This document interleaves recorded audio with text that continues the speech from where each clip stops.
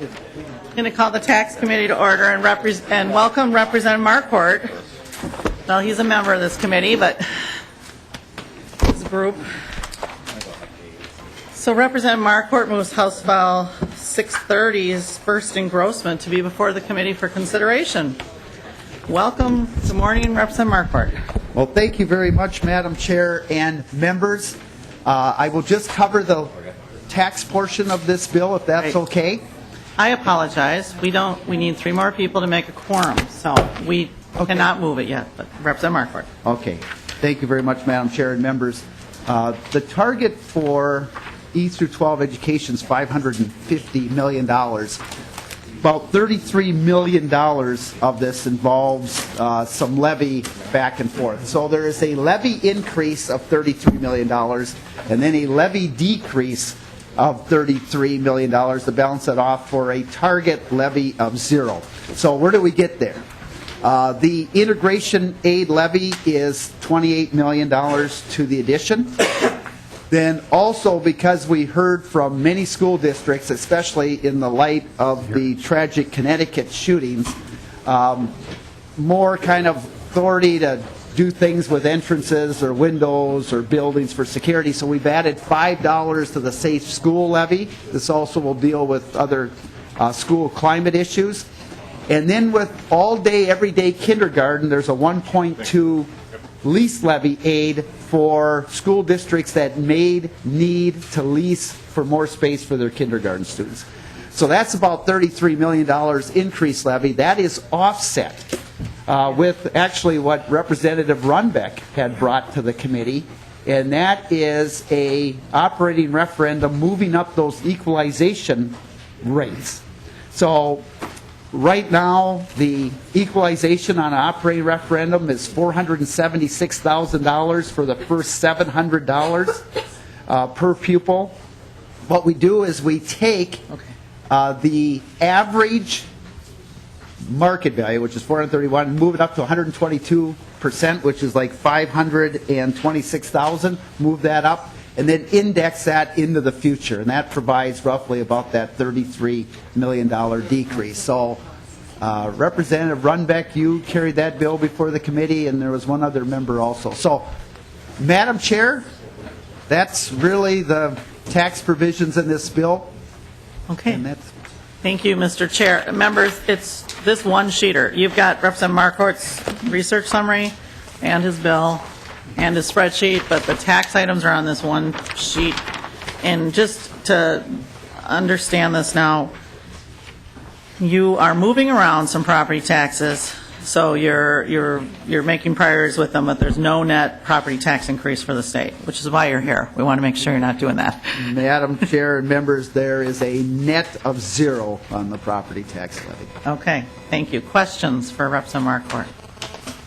Or testifiers? I think that all happened in your committee, but any questions? And we are sending this to Ways and Means. Ways and Means. Any other questions? Do we have a quorum? We need one more person to show up.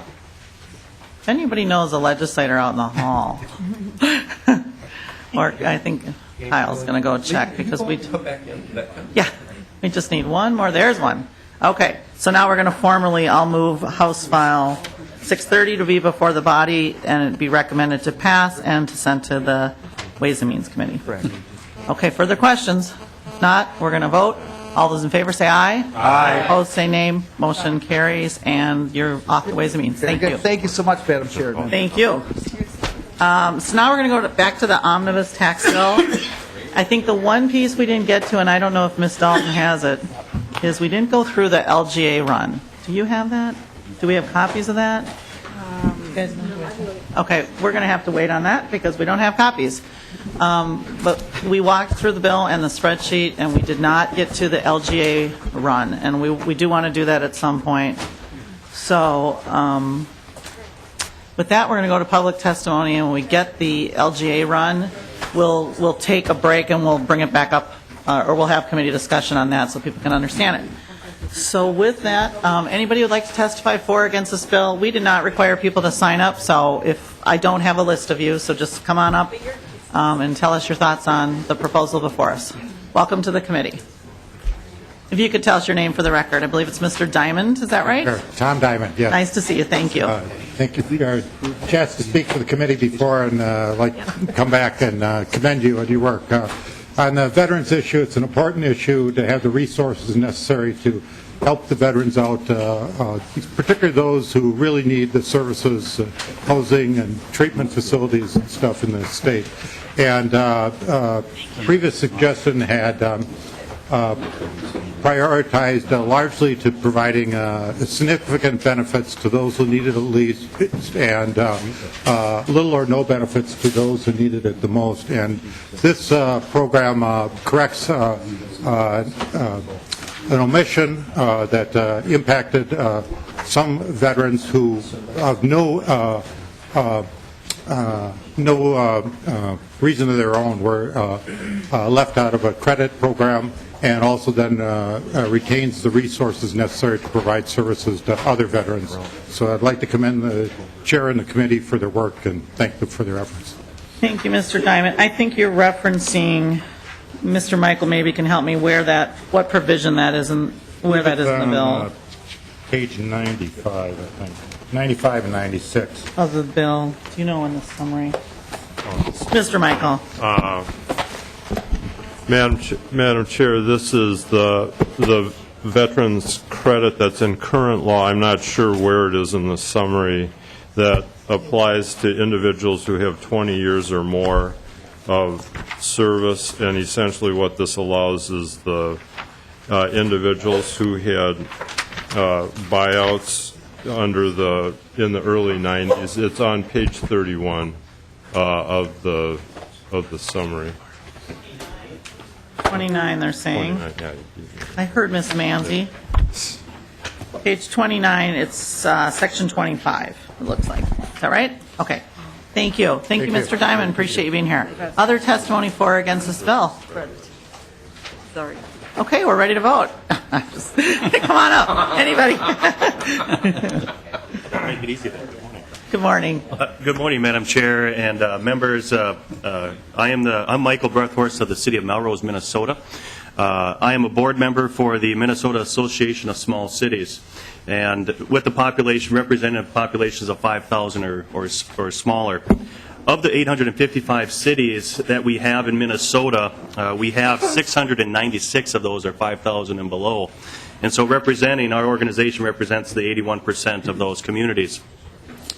And I am also the city administrator for the City of Melrose, Minnesota, as I said briefly before.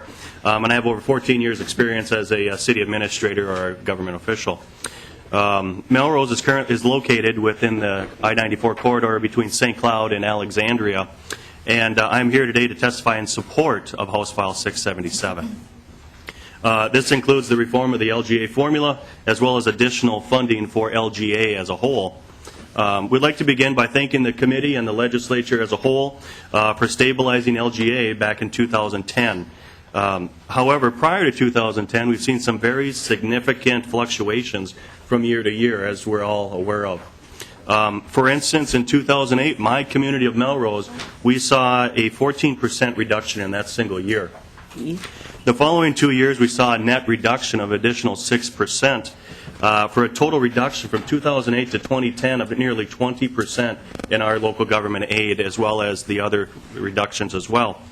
In addition, we've also seen unpredicted tax decreases in tax capacity from our community as well. And this past year, which in Melrose, which is in Stearns County, saw an average reduction of residential assessed values of nearly 10% for our homes. Plus the elimination of the market value homestead credit in 2012, it has significantly impacted our ability to provide the quality of services that our residents have come to expect from our communities. Most small cities have a three-legged stool for funding, as we're aware of. These include the general tax levies, franchise fees, or your municipals, your franchise for your utilities, as well as your local government aid. So those are three legs. However, many of our smaller cities don't have these utilities or franchise fees because of their size. They don't have a cable company, they don't have a municipal water, and so they're on two legs. Prior to today, I conducted an informal survey of city managers and city administrators out there to try to determine the dependence on local government aid. To start, I did a survey, like I said, on these listservs, and a populations of 10,000 or greater, their average reliance on this survey was nearly 20% was reliance for their total operational budget for their general fund. For populations of 10,000 or below, in the survey that I conducted, 33% was local dependence on local government aid. And then, as well as for 5,000 and below, the Minnesota Association of Small Cities was 35% average reliance. Now, when I say average, we had one community who responded as high as 56% of their budget is local government aid. So very significant three-legged stool. So you pull that leg out, it becomes very wobbly.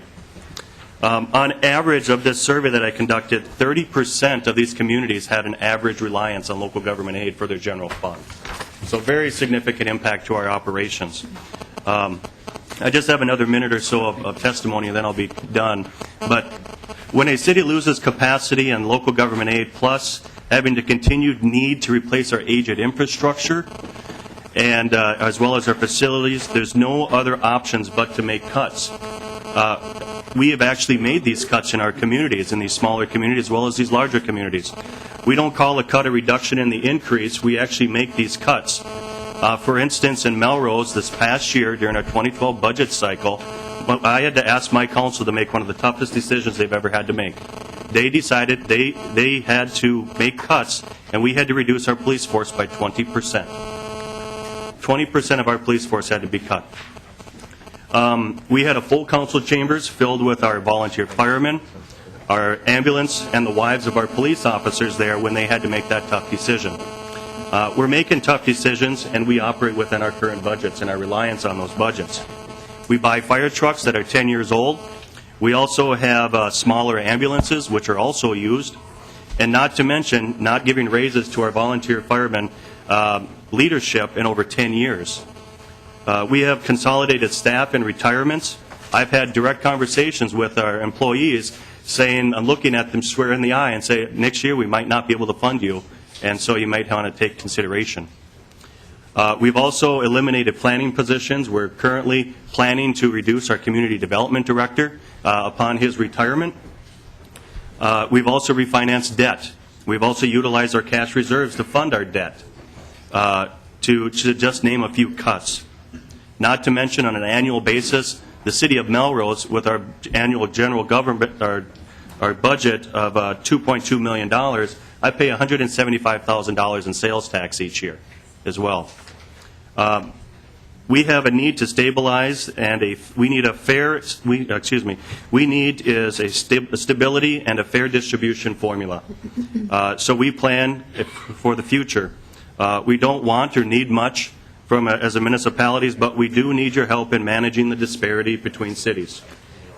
When you see cities like Melrose with a tax rate of 70% and just 30 minutes away another community at a tax rate of 35%, it becomes very difficult. What this bill does, it goes a long way to help the balance of disparity between cities as well as to stabilize our operational future. So I do thank you for the time today, and I would welcome you for any questions that you may have of me.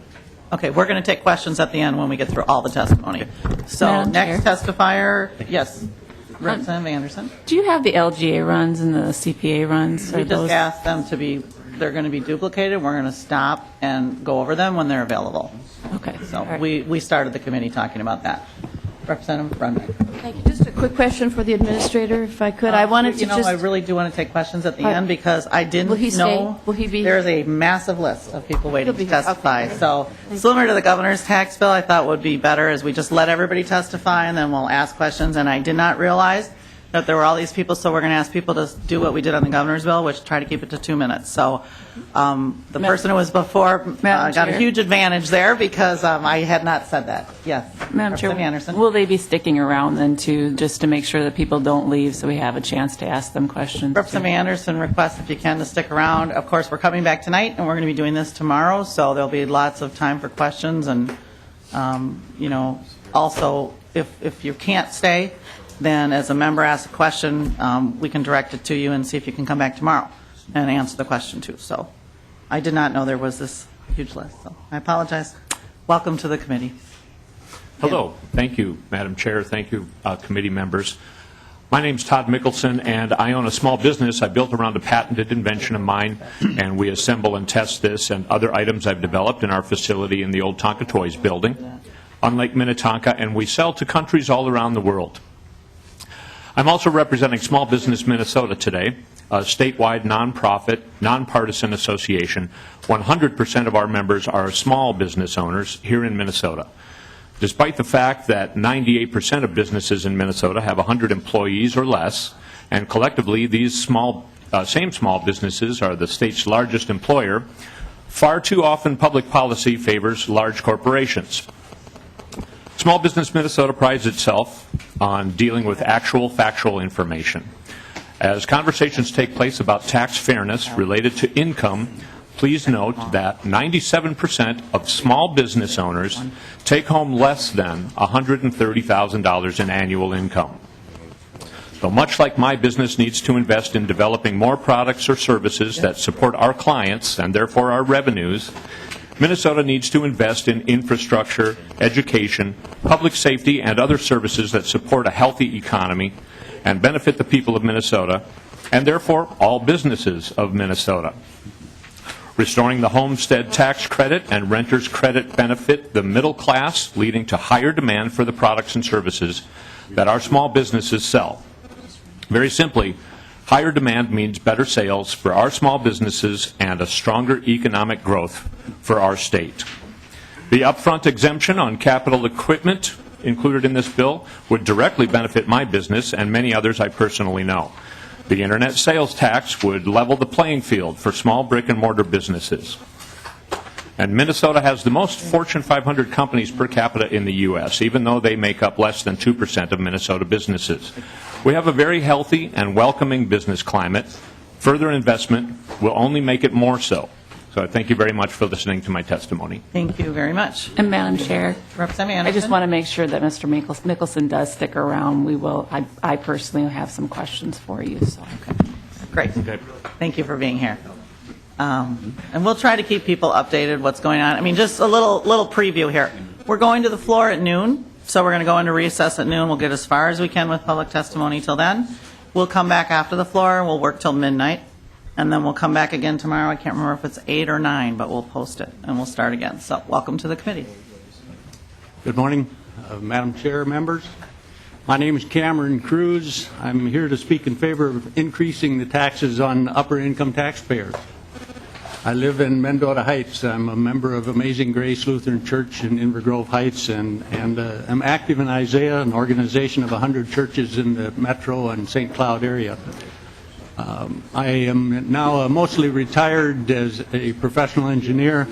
I had a career as a part owner and executive of a consulting engineering firm headquartered in Bloomington, and the firm became one of the largest engineering firms in Minnesota during my career, and it still is. And while I was working, I was blessed to be among the top 3% of earners in Minnesota for quite a number of years, and in the top 1% in our good years. I want to make 2 points. First, I believe it's absolutely necessary to increase the revenues of the state to better fund the infrastructure systems that are needed to continue the success of the people of Minnesota. And by infrastructure, I mean education, health, housing, as well as transportation and things like that. I'm particularly concerned about the education gap between students of color and white students. Students in the well-to-do districts and students in the poor districts. And also, just in general, about students in the areas of science and technology and engineering and mathematics. Second, I believe it's appropriate to increase the taxes paid by the upper income brackets because we are the people who benefit the most from a strong Minnesota. A well-educated, healthy population living and working in an area with good transportation provides the best opportunity for all to be successful, but the people at the top of the business pyramid reap the most benefits from those opportunities. They can garner proportionally greater incomes. It gives them more discretionary income for them to share and save and spend. My faith values tell me that we should be investing more in our infrastructure to help those who are less able to help themselves. God commands us to love our neighbors and be concerned about them and help them out. My faith values also require that the upper income brackets pay higher amounts. From everyone to whom much has been given, much will be required. When I started working in 1965, the top marginal tax rate was 12%, and it has gone down steadily since then. My own tax experience is very similar to that. I believe it's appropriate to raise those top tax rates back to the levels of 1965. My success and the success of all the current earners in Minnesota are based on the investments that people made, people before us made in our infrastructure. And I think we need to be giving back to that system and making those investments. Thank you, and I'll stay around to be available for questions. Thank you so much for your testimony and for being here. Members, I want to propose, looking now that I can see this list, there's a bucket for the tobacco tax and a bucket against, and same on alcohol. So maybe we could, kind of give those groups each the same amount of time. Does that seem fair? Maybe like 10 minutes for tobacco and 10 minutes against, and then alcohol the same? I mean, that's the majority of the testimony, quite frankly. So, what do people think about that? Trying to be balanced to the two sides of the issue. If we don't do it that way, I think there's a little more pro, I'll tell you that. So it gives an equalizing effect rather than an advantage to the pros. Does anyone have a thought on that? Okay, if that's okay, why don't we take 10 minutes for the cigarette tax testimony from whoever folks would like. I see there's maybe 5 or 6, 7 people on that, and then 10 minutes for folks who are against the tobacco tax increase, and then that's 5 or 6 people on that. Or maybe, do you think that's too short? Is it maybe 15? How about if we do 15 minutes aside? That's a half. Okay, 10 then. Let's try for 10. We're going to take 10 minutes of testimony from the advocates for the what's going on in the tobacco part of the bill, and then we'll take 10 minutes of testimony from the opposing side. Is that okay? So it looks like we'll get through most of you if we do that. Okay, so welcome to the committee, and it's 9:24. Thank you, Madam Chair. For the record, my name is Matt Schaefer. I'm with the American Cancer Society Cancer Action Network. Quick housekeeping note, we have a couple physicians who are en route to the committee, so if at all possible, whenever they get here, if they can get a chance to jump in, and we'll just take a portion of our 10 minutes. Save yourself a couple minutes then. Absolutely. Well, I am speaking today on behalf of the Raise It for Health Coalition. We're a consortium of 30-plus organizations representing healthcare providers, health plans, business and labor, public health organizations, who've all come out in favor of raising the price of tobacco products to improve the health of all Minnesotans. I want to begin by thanking the committee for a significant increase in the price of tobacco products in your budget. As a healthcare organizations, we define health reform as the act of implementing what we know will truly reduce disease and premature death in Minnesota. This tax bill, if passed, will reduce disease in Minnesota. 1/3 of all cancer diagnoses in our country are tobacco-related and therefore could have been prevented.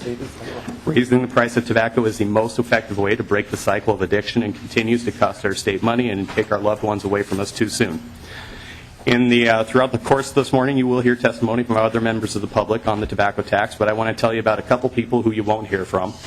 You're not going to hear from my mentor, Mac McKinney, who was one of those unique individuals who had the privilege of being shot at in Okinawa, South Korea, and Vietnam. Most of the time they missed, but of all things, it was the cigars he occasionally had that took him out with lung cancer. You're also not going to hear from my father, Lowell Schaefer, who was a great tile setter, but truth be told, he never had a chance to meet his grandkids, and if he ever saw my floor, he would probably kill me. I really could have used some help grouting it out. I can assure you, however, that you do have the support of thousands of Minnesotans across our region who will walk survivor laps of the Relay for Life, participate in fundraisers to raise awareness for heart disease, or those who've lost loved ones too soon and have resolved to fight back, some of whom have testified before in this committee in the past and probably will be back today. Thank you for your testimony. Welcome. Thank you, Madam Chair and members. My name is Ginny Johnson, and I am a tobacco control advocate and a representative of the priority communities within our state. And we include the African, African American, the Asian American Pacific Islanders, the American Indian, the Chicano Latino, and the gay, lesbian, bisexual, transgender, and queer communities. On behalf of our communities, I would like to extend a huge thanks to you, Madam Chair, and to the committee for including a significant tobacco increase in your tax omnibus bill. We're very excited the committee is taking this bold step against the tobacco industry, which targets our communities heavily. The industry spends $150 million a year marketing in Minnesota. In my communities, they sponsor festivals and offer promotional items in each of our individual languages. They target Asian women who want to fit into mainstream America by luring them with claims of independence. Now, some will argue that this tax is regressive and hurts our minority communities and low-income populations. This is true. Our minority communities do have lower income and higher smoking rates. However, our communities also suffer a disproportionate rate of tobacco-related illnesses, and 70% are more responsive to increases in prices. The tobacco-related illnesses are regressive. Lower commercial tobacco prices only benefit the industry. An increase in price will prevent our children from starting to smoke and help our community members who currently smoke quit. Higher commercial tobacco prices benefit rather than harm our communities, which is why we support the committee's decision for this significant tax increase. From our priority communities, we want to say again thank you very much to the committee and to you, Madam Chair, for your increase in this tobacco price. Thank you. Thank you. Further testimony, unless you want to wait. Do you have more still? Madam Chair, we have two physicians who are on the Great, way. thank you. Nice to have you this morning. Perfect. Madam Chair, members of the committee, my name is Tom Mason. I'm president of the Alliance for a Healthier Minnesota. We're an organization that is devoted to promoting health and wellness at the workplace from the perspective of employers. We've conducted extensive research on this over the last few years. During the last year alone, we did a study with the CDC, in which we did a national poll and 6 regional polls, one of which was in Minnesota. I did 18 focus groups in 9 cities across the country, and I can tell you that employers are overwhelmingly aware of how unhealthy behavior affects their costs of health and productivity in the workplace. Employers are surprisingly aware of the CDC study that found that 70% of all healthcare claims in America are related to personal behavior or related to chronic disease, which is primarily caused by personal behavior, things like obesity and lack of exercise, alcohol, drug abuse, stress, and use of tobacco. They know it's in their interest to help inspire healthy behavior among their employees. I'm here today to thank you for including this increase in tobacco price into your tax bill. Tobacco use places a very onerous financial burden on employers as well as the state. I think your action here will work hand in hand with what employers are starting to do to reduce that burden. You know, the facts are compelling. $2.87 billion a year in Minnesota are spent on health care costs directly related to smoking. Healthcare costs are 34% higher, as you probably know, for smokers than non-smokers. And on average, for employers, an employee who smokes costs her employer almost $3,400 every year in healthcare costs, missed work, and overall lower productivity. This needs to be fixed, we think. I'm grateful that you've chosen to act. And I think your proposal will make a significant positive impact on employers in Minnesota and serve as a model for employers nationwide. Thank you for your testimony. Okay, we'll go to the anti-tobacco because the pro-tobacco wants to save their 4 minutes for the physicians who are on their way. So anybody who's anti-tax, I have Nicole DeConcini and Chan Smith, Jared Schaefer. Any of those folks? Come on down. I don't have you, but okay. Fire away. You're on anti-tobacco taxes, is that right? Correct. Great. Okay, welcome to the committee. Madam Did you Chair. want to tell us your name again there? Madam Chair, Council, thank you for hearing me today. My name is Frank Orton.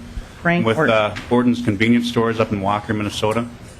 We have 15 sites, 14 of which we operate in Minnesota, and we own and operate our own sites. And I apologize for interrupting you, Mr. Orton. Are you speaking for Mr. Klatt by chance with the I am not. I'm service actually stations? with Minnesota Petroleum Association on their board as well. Okay, thank you. And so part of where we operate is in the border cities such as East Grand Forks and Moorhead. And I wanted to talk with you folks today about what the current tax structure has done to our business on those border cities, especially with North Dakota. And now the proposed tax that I previously thought was going up $1, now it looks like another $1.60. That's going to affect all the border cities drastically. I have a clear point of reference with my other sites, as we have 13 sites that aren't operating in border cities and 2 that are. And the current tax structure is driving our customers across the border and away from our stations.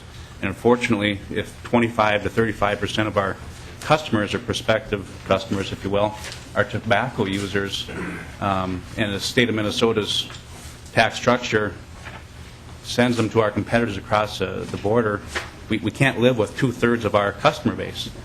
Currently, we're basically competing with 2 hands behind our back with North Dakota. If you raise another $1.60, might as well cut the hands off and legs as well. And so I want to make sure everybody understands the position we're in today and what that'll put your retailers and the business folks in if it's adopted. Furthermore, I want to suggest or ask if anybody has considered helping the border cities out, specifically the ones that are in the closest proximity to the neighboring states. Well, it's one thing for people to drive 2 hours from the center of the state to North Dakota when we're sitting at 2 or 3 miles away. Those customers have a clear option. And the thing that we need to understand is these customers, they don't just buy tobacco. They buy gas, they buy car washes, they buy candy, they buy pot. So when you take that tobacco consumer and send them across the border to our competitor, we've lost all the additional sales to go with them. And it's extremely difficult to run any business on 2/3 of the potential revenue. Also today, I brought a letter that outlines my position, and I previously talked with Governor Dayton in the Moorhead meeting, and he did seem aware of that possibility and open to the consideration of helping out the border cities, which I think under your current proposal of going to about $6.60, you now need to think beyond just North Dakota border. You need to look at the Wisconsin border, South Dakota, Iowa, because you're going to jump so far ahead of everybody. It's going to be a mass exit to the other states, and I don't think it's the intent. I understand we're trying to, increase revenue and smoking cessation, but I don't think it's the intent of anybody here today to crush all the businesses that have put their roots down in Minnesota. We've been doing it for 3 generations. I hope we can do it for a lot longer, but we can't do it with 2/3 of our customer base. Thank you. Okay, and Ms. Jensen informs me that everybody who's submitted written testimony, unless they bring their copies here for the whole committee, will be emailed to the entire committee. So if I have about 20 copies. I don't know. Sure, if you want to give them to our page, that'd be great. Thank you, Mr. Orton. Further testimony on the anti-tobacco tax side. Is there anyone else? I guess people are tired from last night. Well, we'll hold that time for them too. So we're waiting to finish off the tobacco, both for and against. Are the folks who want to talk about alcohol for and against here? I hate to start all that if they're not here either. I don't know. How about if we just stay out of that for a little bit? Do we have either David Kelleher, Keith Carlson, Jennifer Schawbach, Craig Pagel, Jacob Milner, any of those people here? Mr. Kelleher, welcome. And of course, we'll take anybody who's not signed up, but these are who we have on the list right now. Mr. Kelleher, welcome. Thank you, Madam Chair, members of the committee. I'm David Kelleher from the Minnesota Historical Society. Just wanted to say a few words on the historic preservation tax credit that you heard about in the committee earlier in the session. First, we want to thank you for including the provisions that do some technical cleanup that will make the program work better. And also, we want to thank you for including the fee provision that will allow us to have enough staff to run the program in an efficient manner to help the folks that are doing projects get a timely review to make sure that they are able to move forward with those projects. I also wanted to say a few words about the sunset extension. Of course, we're disappointed that the sunset extension was not included in the bill at this point, and we hope to work with you and the Senate and the Department of Revenue to further explore what the costs of that will be. There's a great deal of uncertainty on the cost of that program, and I think that there's something that we ought to look at, and if there are some impacts if you do extend the sunset and if you do not extend the sunset. And by that I mean that we are getting calls in the State Historic Preservation Office already where people are asking what happens with the sunset. So I think we're going to see a rush of, if there's not an extension of the sunset, people who have projects on the drawing board will try to get in to meet that deadline, and there will probably be an increase in the cost as we get closer to that deadline date. It's really tough to figure out what those costs are. You've seen that in other areas of tax law where people take actions to beat deadlines. So we want to take a closer look at that and see what the impact truly might be on that.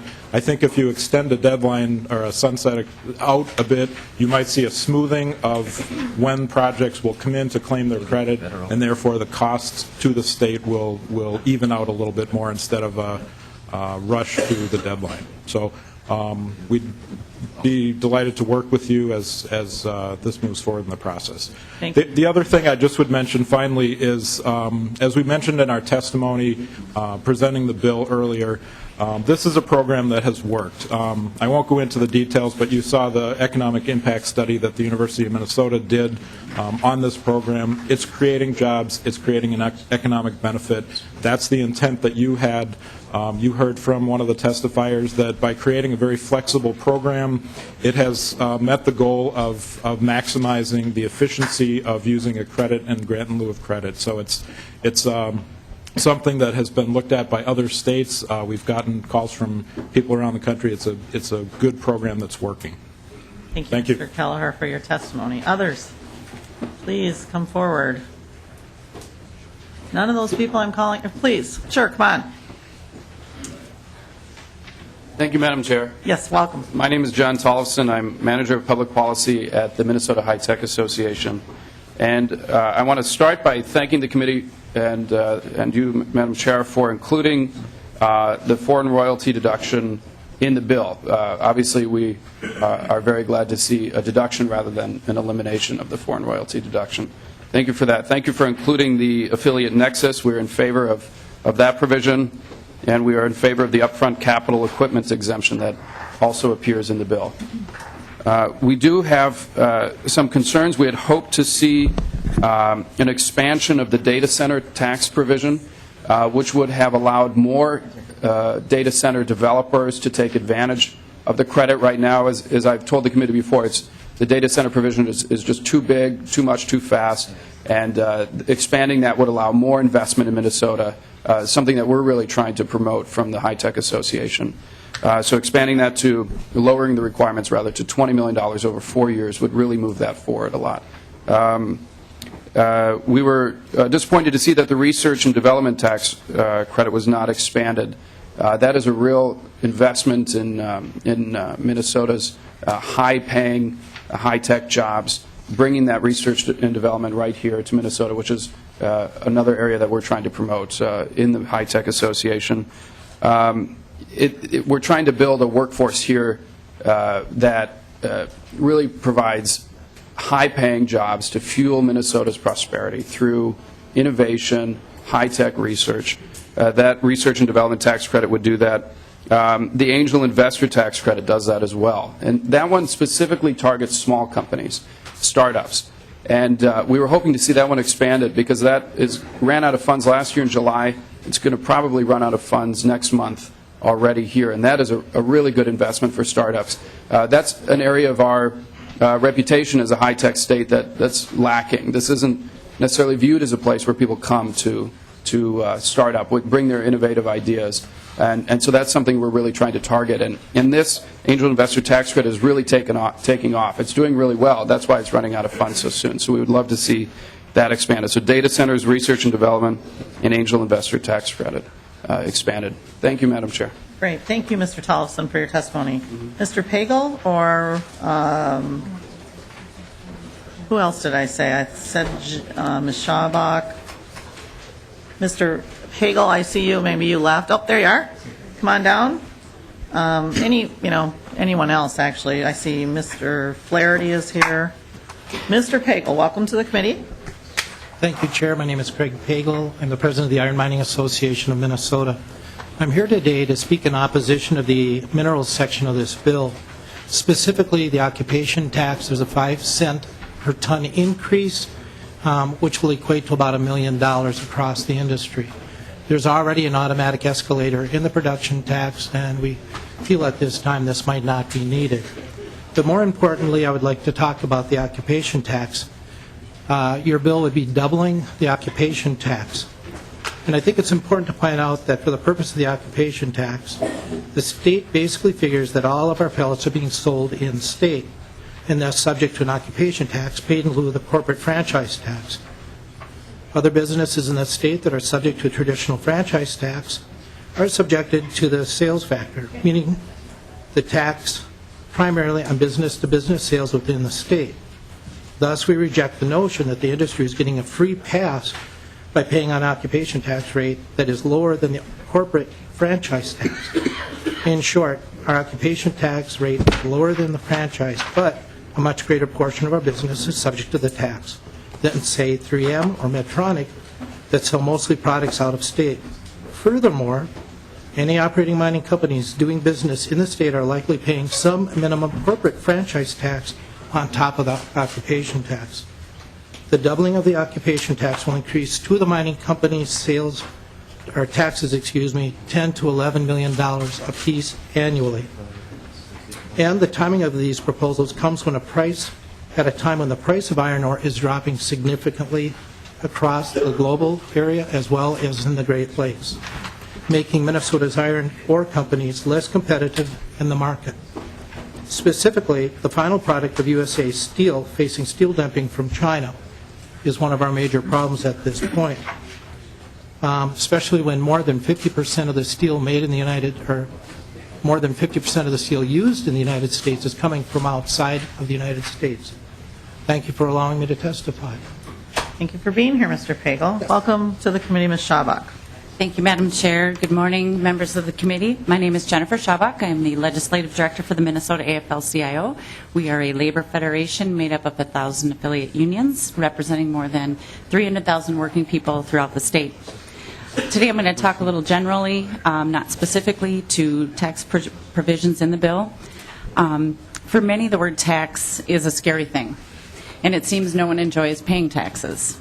And yet, as Oliver Wendell Holmes once said, taxes are the price we pay for a civilized society. In recent decades, however, the burden for paying that price has been distributed in increasingly unfair ways.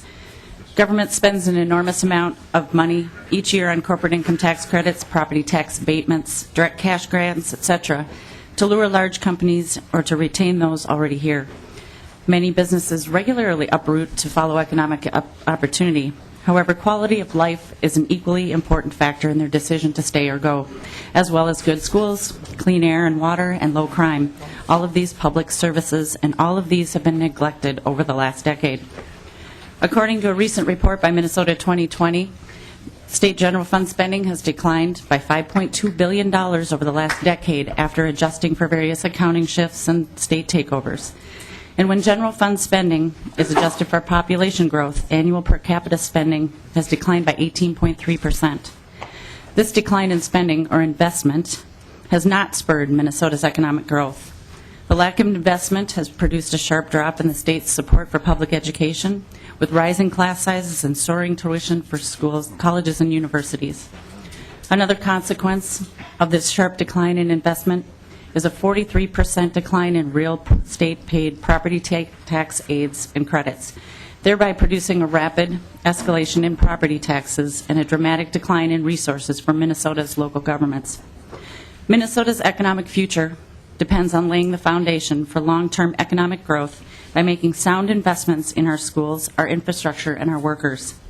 We desperately need these investments for our economy to grow, and we need a highly skilled, highly educated workforce to put these policies into effect.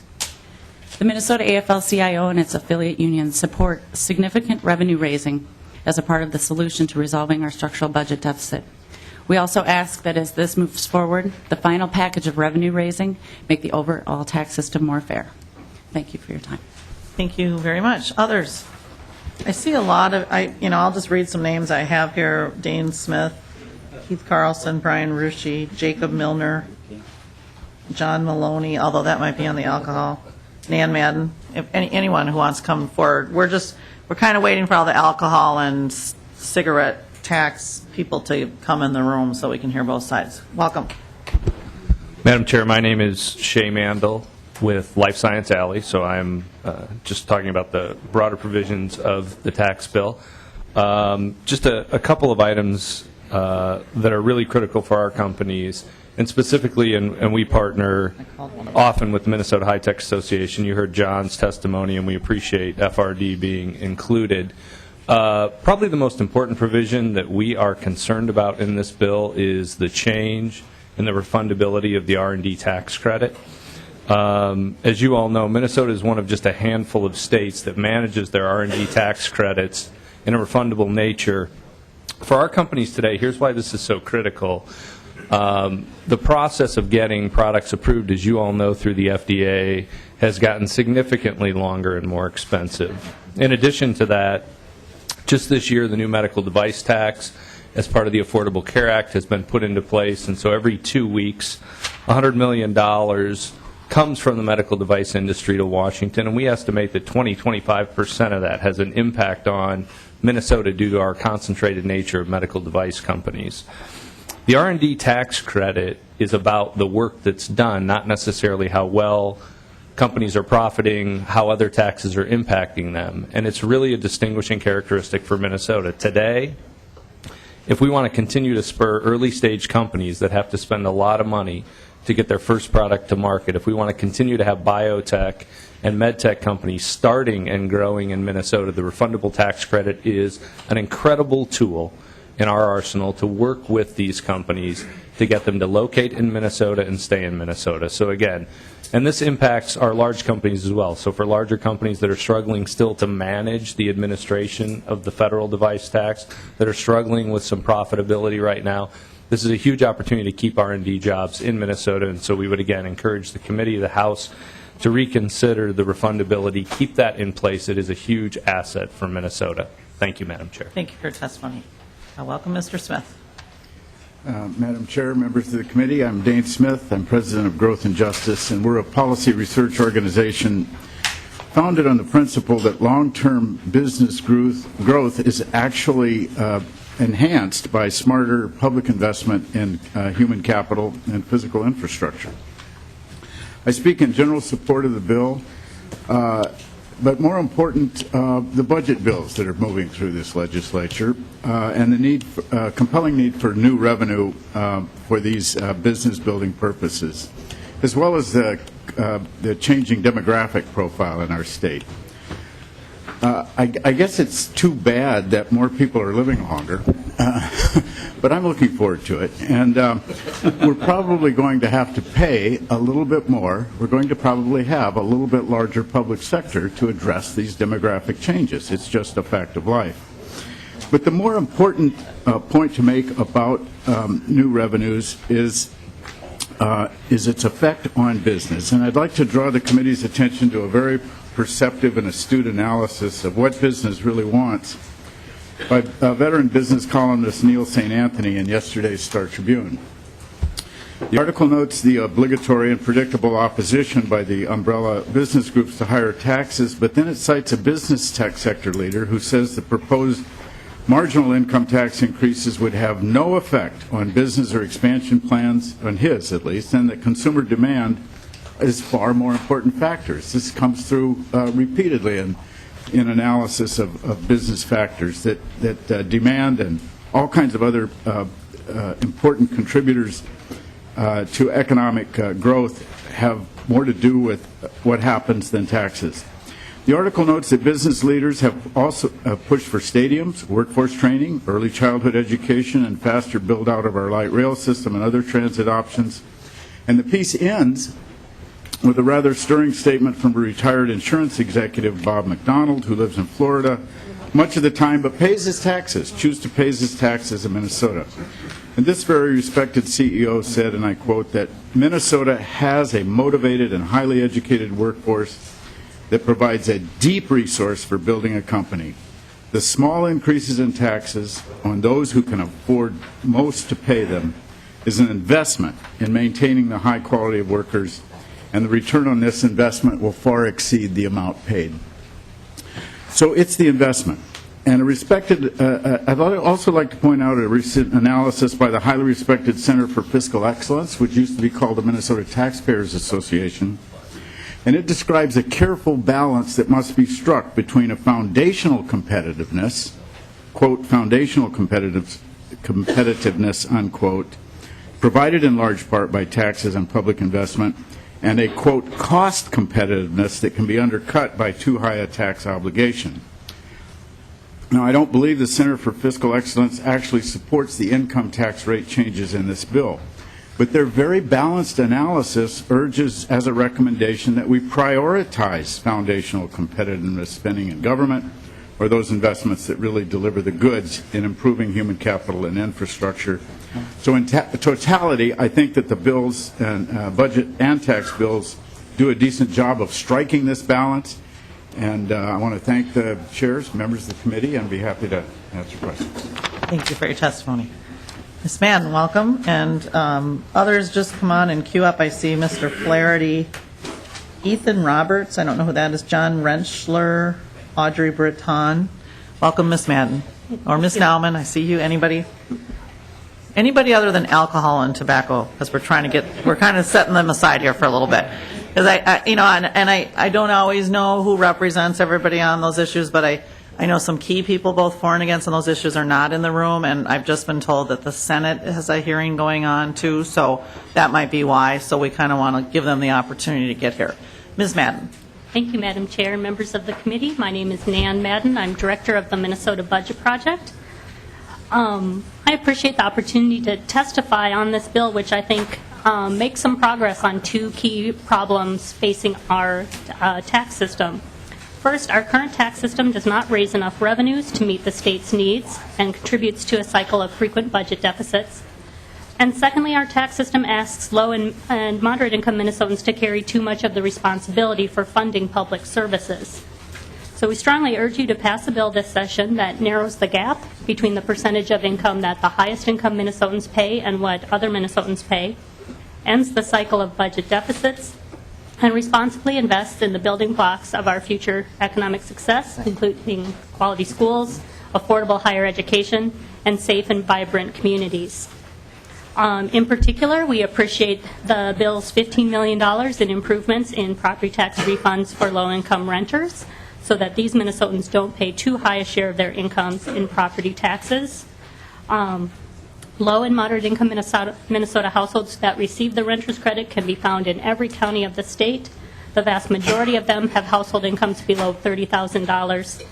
And more than a quarter of the households receiving the renter's credit include seniors or people with severe disabilities. Funding for the renter's credit hasn't been keeping up with the growth in rental property taxes, and in 2011, the renter's credit was cut by $26 million. I also appreciate the bill's improvements to the working family credit and strongly urge you to maintain that position going forward.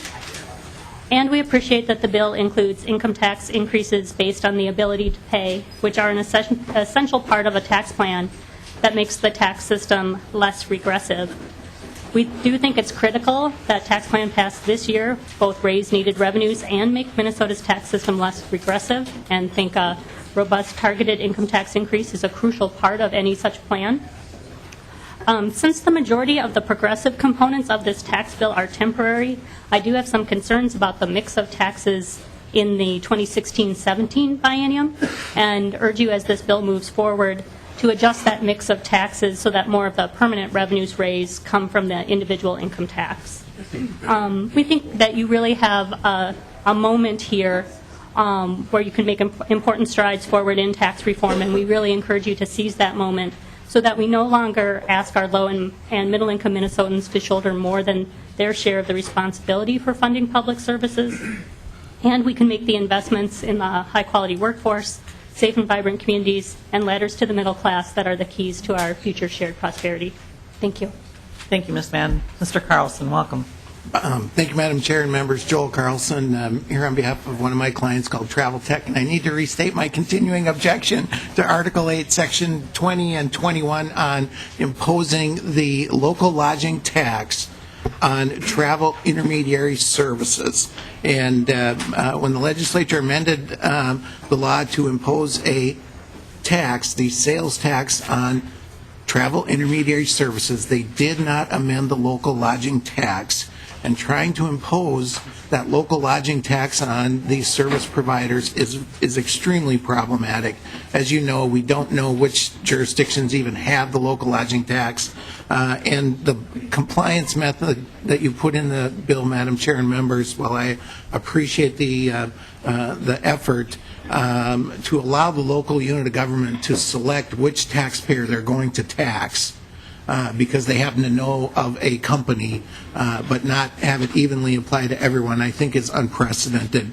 I'm very concerned about this now because it popped up in the Senate property or tax reform bill when it was rolled out, and so I don't want to get to conference committee and have equal provisions, and I don't even have a chance to talk about it. So I need to, you know, we want to comply. That's not the issue. Trying to imply this local lodging tax to a service, not to the price of lodging, but to their service, is extremely problematic. Thank you, Madam Chair.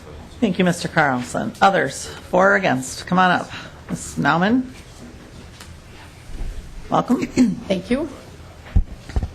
Madam Chair and members, thank you for the opportunity to comment on the Omnibus Tax Bill this morning. My name is Patricia Nauman. I'm the Executive Director of Metro Cities. We represent cities in the 7-county metropolitan area. And I'm here before you today to speak both in favor of some provisions and to express some concerns with others. First, we very much appreciate the restructure of the local government aid formula that is contained in the bill. And again, I want to express our appreciation to Representative Dabney and Representative Lean for carrying the bill, as well as to Ms. Dalton for working with us to get to a program that provides more equity in the distribution of aids, more stability, and more transparency in the program. We also appreciate the funding increase, which will go a long ways toward helping to restore some of the cuts that have been made to this program over the last decade. Metro Cities also strongly supports the property tax, direct property tax relief enhancements that are contained in the tax bill. In addition, we support repeal on the sunset of the housing improvement areas and special service districts provision. These are very permissive tools that cities have used successfully.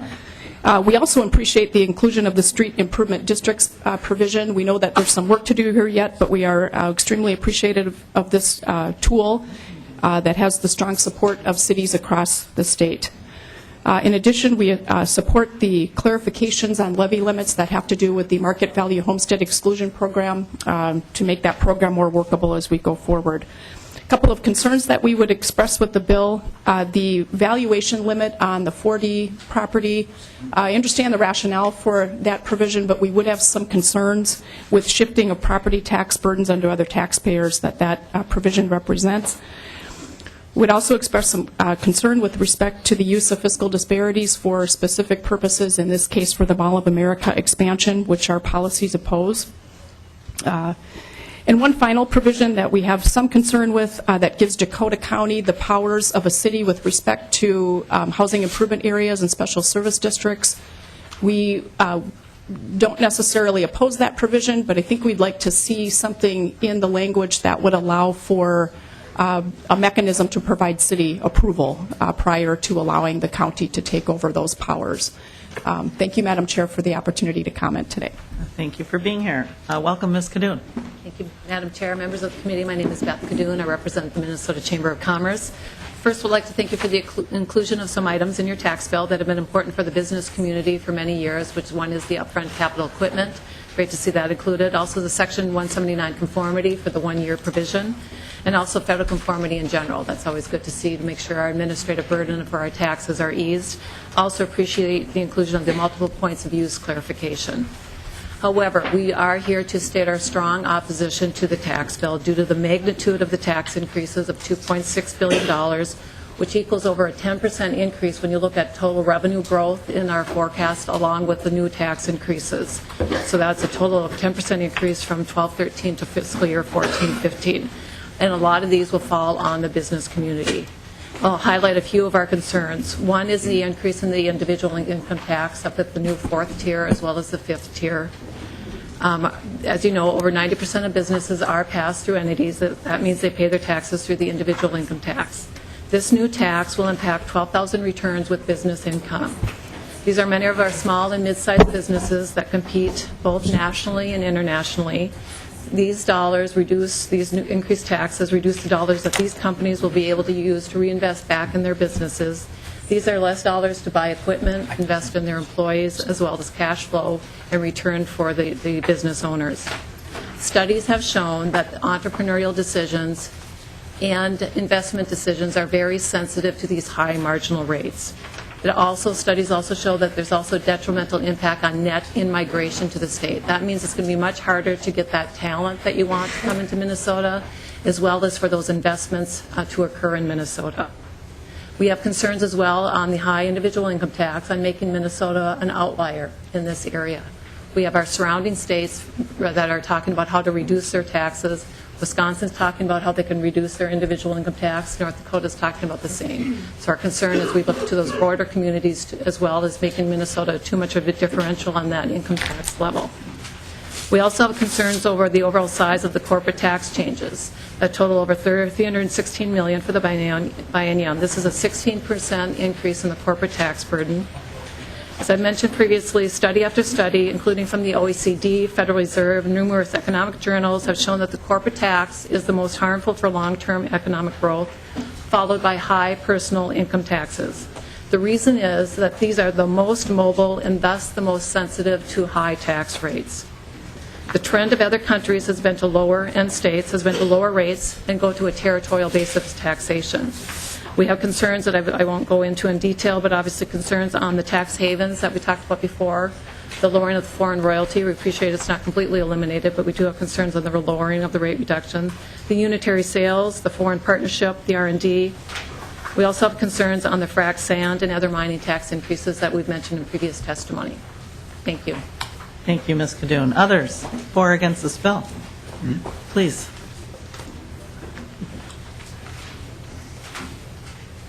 Good morning, Madam Chair and members.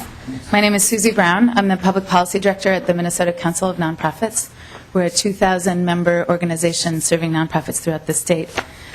First of all, we're grateful that this proposal raises sufficient revenue to meet the state's varied needs and make important investments in Minnesota. We are concerned about the $40 million reduction in tax deductions for Minnesotans of all income levels who support their communities through charitable giving. It's very difficult to know at this point exactly how this proposal will affect various income levels or donor levels, but it does appear that anyone whose contribution is below the threshold, even if they're getting a tax incentive for giving now, will not receive one after this, under this proposal. We appreciate that currently Minnesota law supports Minnesotans of all income levels who support their communities through their individual charitable giving choices, and we hope that this proposal will continue to do so. Thank you. Thank you, Ms. Brown, for being here. Others? Please, yes. Welcome. Thank you. I am Ethan Roberts, Director. Yes, we've met before. It's the glasses. They're new. So I'm Director of Government Affairs for the Jewish Community Relations Council. And actually, when I came here, Representative Anderson said, am I in the right committee? She's actually my state representative. I don't really spend a lot of time in this committee, but there are some issues in this bill which concern us. And first, let me just say, probably not most eloquently, ditto in terms of what Susie Brown just said. I'm a board member for the Council of Nonprofits, and we absolutely share that same concern from our perspective. Not saying it's the worst idea in the world, but when you see $44 million over the biennium coming out of the hands of Minnesota taxpayers, you have to be concerned if you look at it from the perspective of a nonprofit or some of the institutions which I represent, like the Minneapolis Jewish Federation or St. Paul Jewish Federation, which are basically the united way of the Jewish community, and we have to be concerned about that. Previously, I actually have testified this session in committee regarding the street improvement districts, which is Article 12, Section 10. And I think this committee was wise to include Representative Fritz's nursing home bill, which is Article 8, Section 12, which recognizes the special challenges that Under the Rainbow presents to Minnesota's nonprofit nursing homes. And accordingly, I would ask that you extend the same logic to the street improvement district fee portion of the omnibus, because as it currently stands, nonprofit nursing homes would be exposed under this new tax or fee on property owners. So I'd ask you to kind of marry those two provisions. I think it's great that we have that exemption for institutions of purely public charity, and I applaud the Council of Nonprofits for working with the author to place that there, but that's not going to help nursing homes. Finally, regarding the repeal of the long-term care tax credit, I'm sure people have been disappointed that we still are around maybe 10% or less of Minnesotans and are purchasing it. But given, I spent a lot of time in the HHS.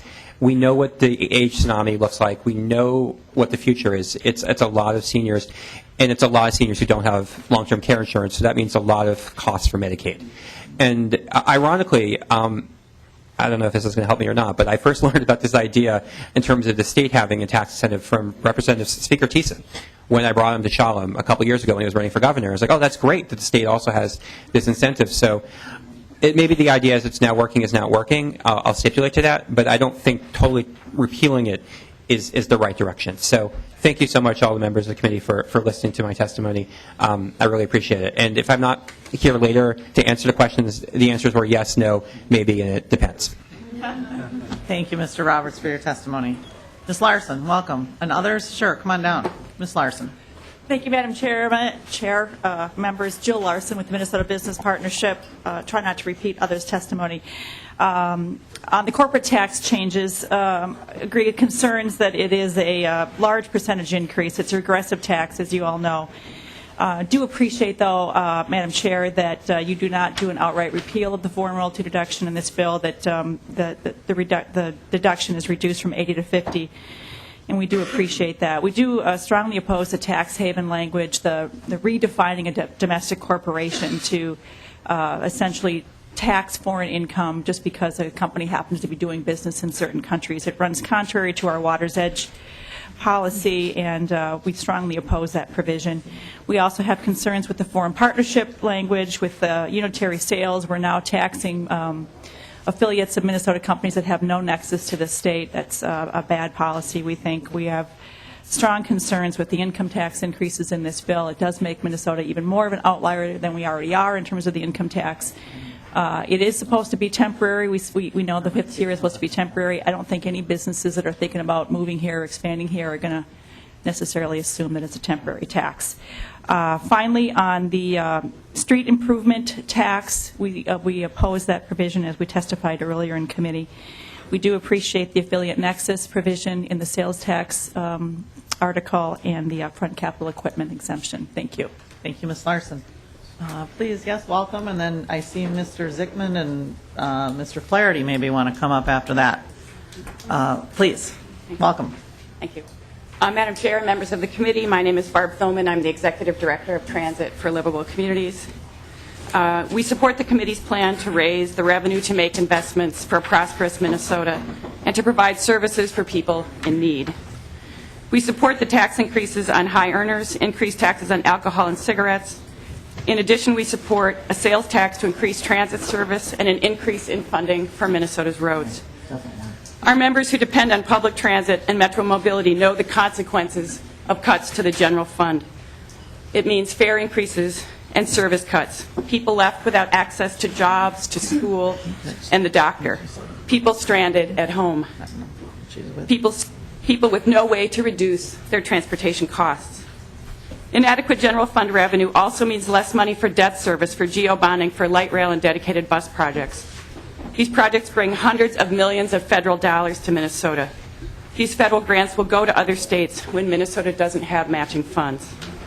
Without new revenue, our transit system will continue to grow more slowly than regions with whom we compete. We will miss out on jobs and economic development. Our roads and bridges will crumble. GLC also supports a value capture district for the city of Minneapolis as a pilot to fund downtown streetcar and related improvements, including sidewalks and streets. Thank you very much. Thank you for your testimony. Mr. Flaherty or Mr. Zickman, I see you're both here, so maybe we can take it together. Mr. Rice, I don't know, are you joining? Welcome to the committee. Thank you, Madam Chair. Brian Rice, representing Police Officers Federation of Minneapolis, the Minnesota Professional Firefighters, and the Minnesota Chiefs of Police Association. We're testifying in favor of Article 3, Section 6, which has a $5 surcharge on homeowner and automobile policies. It's important to note, this isn't the pension bill isn't before you, but there is another bill moving through the legislature that reduces police and fire benefits by $437 million, increases employee contributions by $10 million a year, and increases employer contributions by $14 million by cities and counties.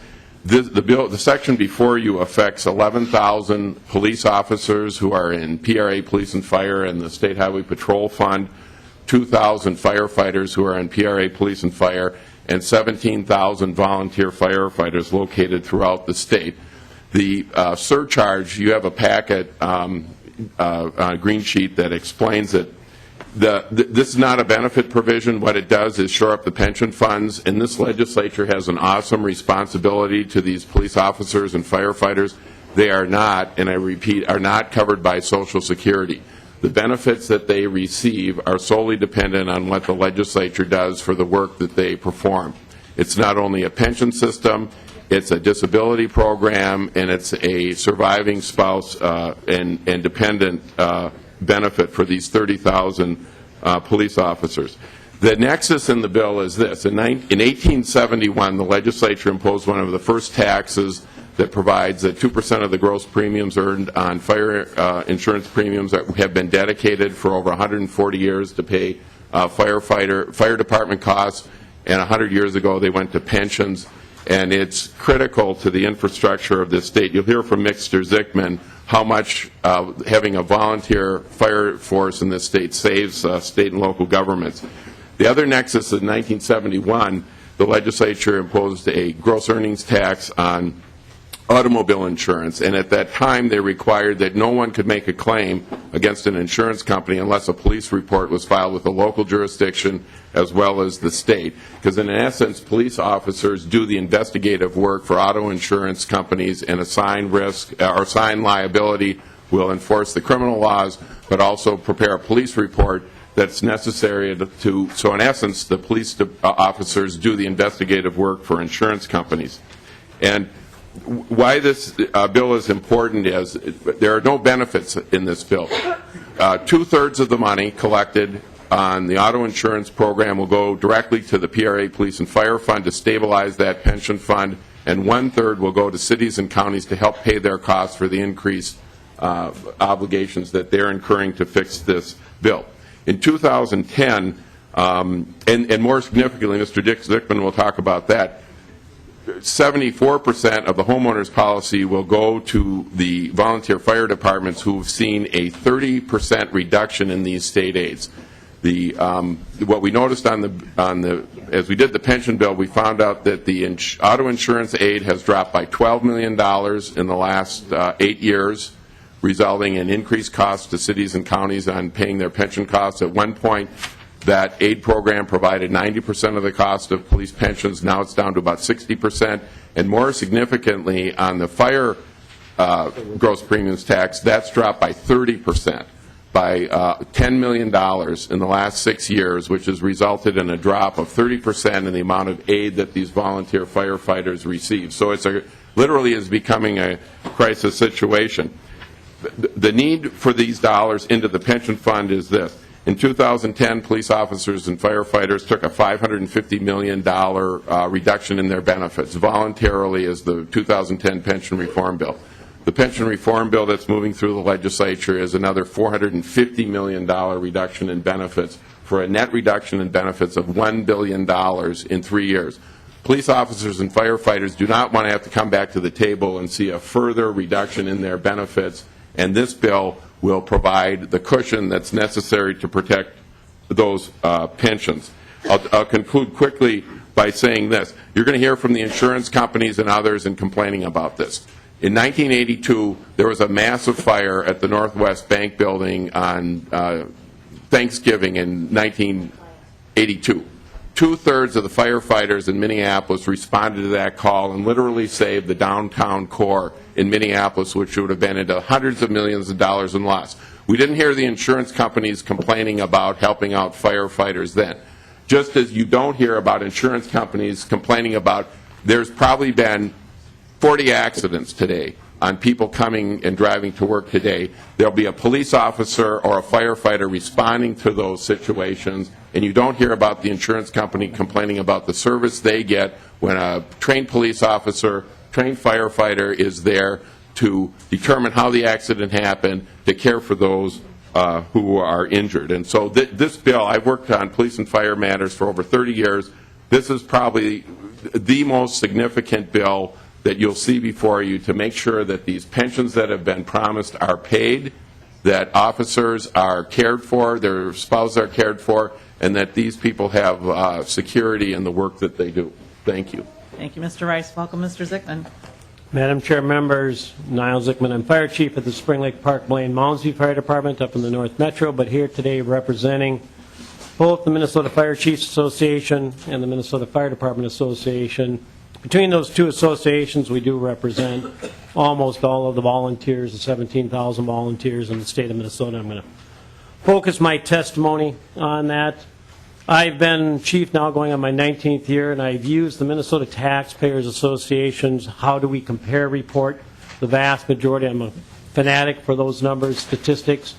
And in that time, Minnesota continues to rank somewhere between 44 and 47th in the nation in per capita fire expense. The most recent report, 2011, again has us ranking 45th in the nation per capita, about $70 per individual in the state of Minnesota. You compare that to the national average of $137. You do the simple math on that, it's a $360 million savings to the taxpayers of Minnesota every year.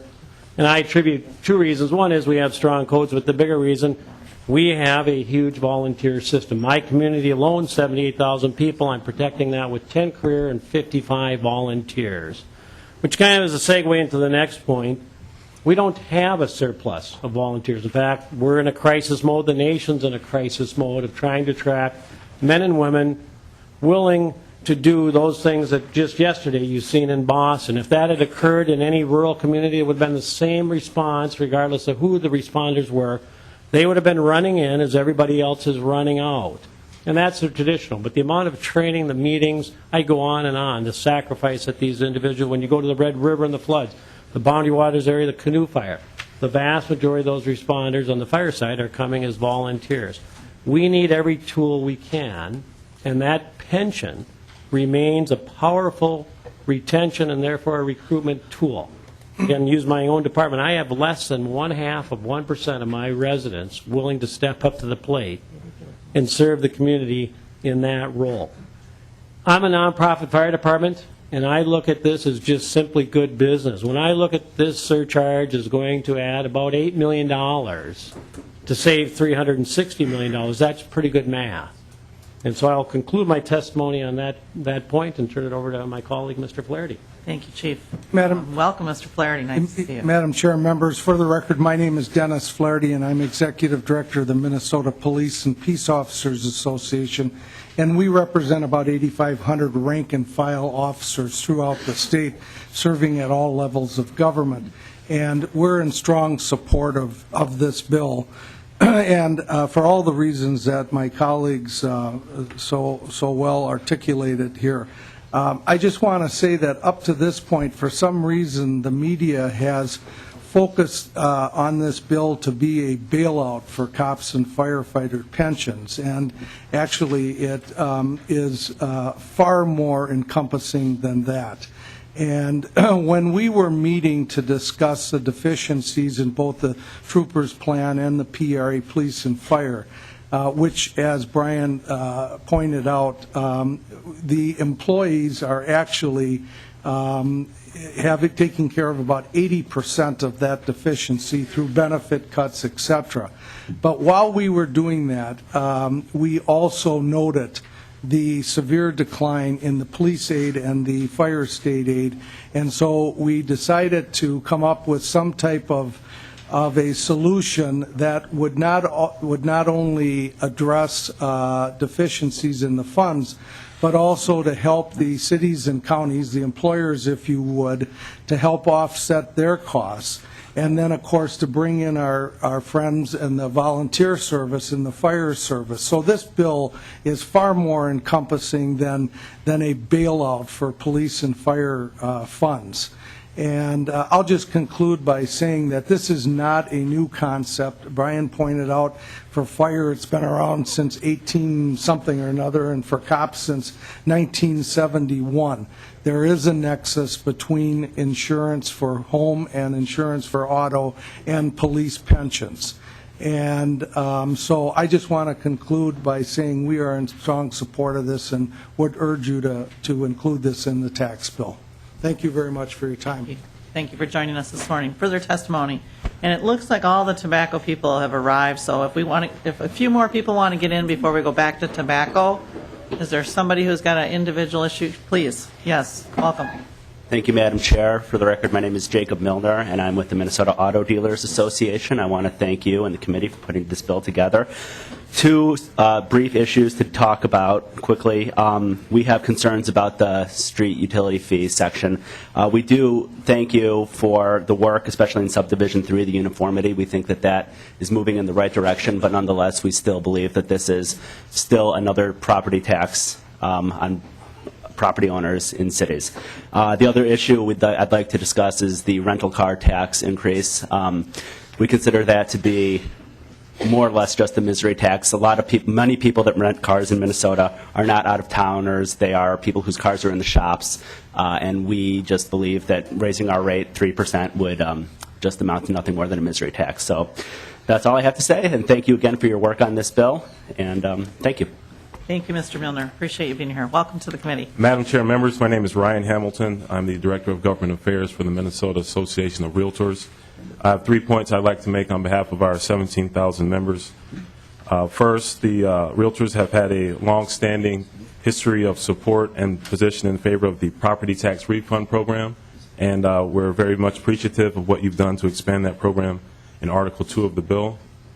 Second, the Hennepin and Ramsey County mortgage registry and deed taxes. You've heard our position on this measure before as it made its way through the committee process. At this point, we just encourage you to also include the 5-year sunset provisions, and that would just simply make it consistent with how this authority has been structured in the past.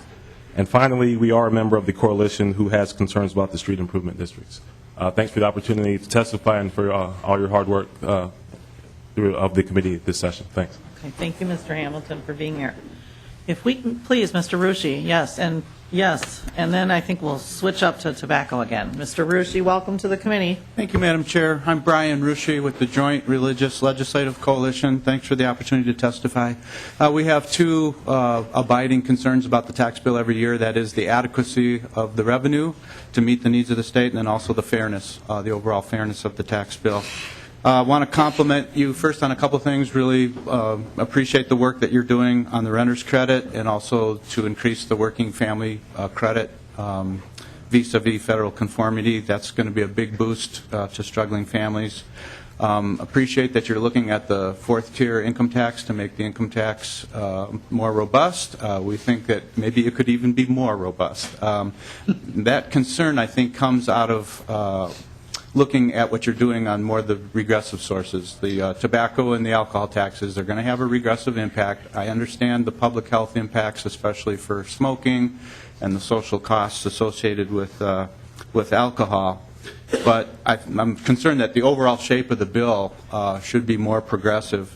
Happy to see the surcharge in place for however long period of time we need to pay back the schools. If things keep humming along like they are, that may be sooner than we thought, but I think it's a good device to have an income tax surcharge linked to that paying back the school shift.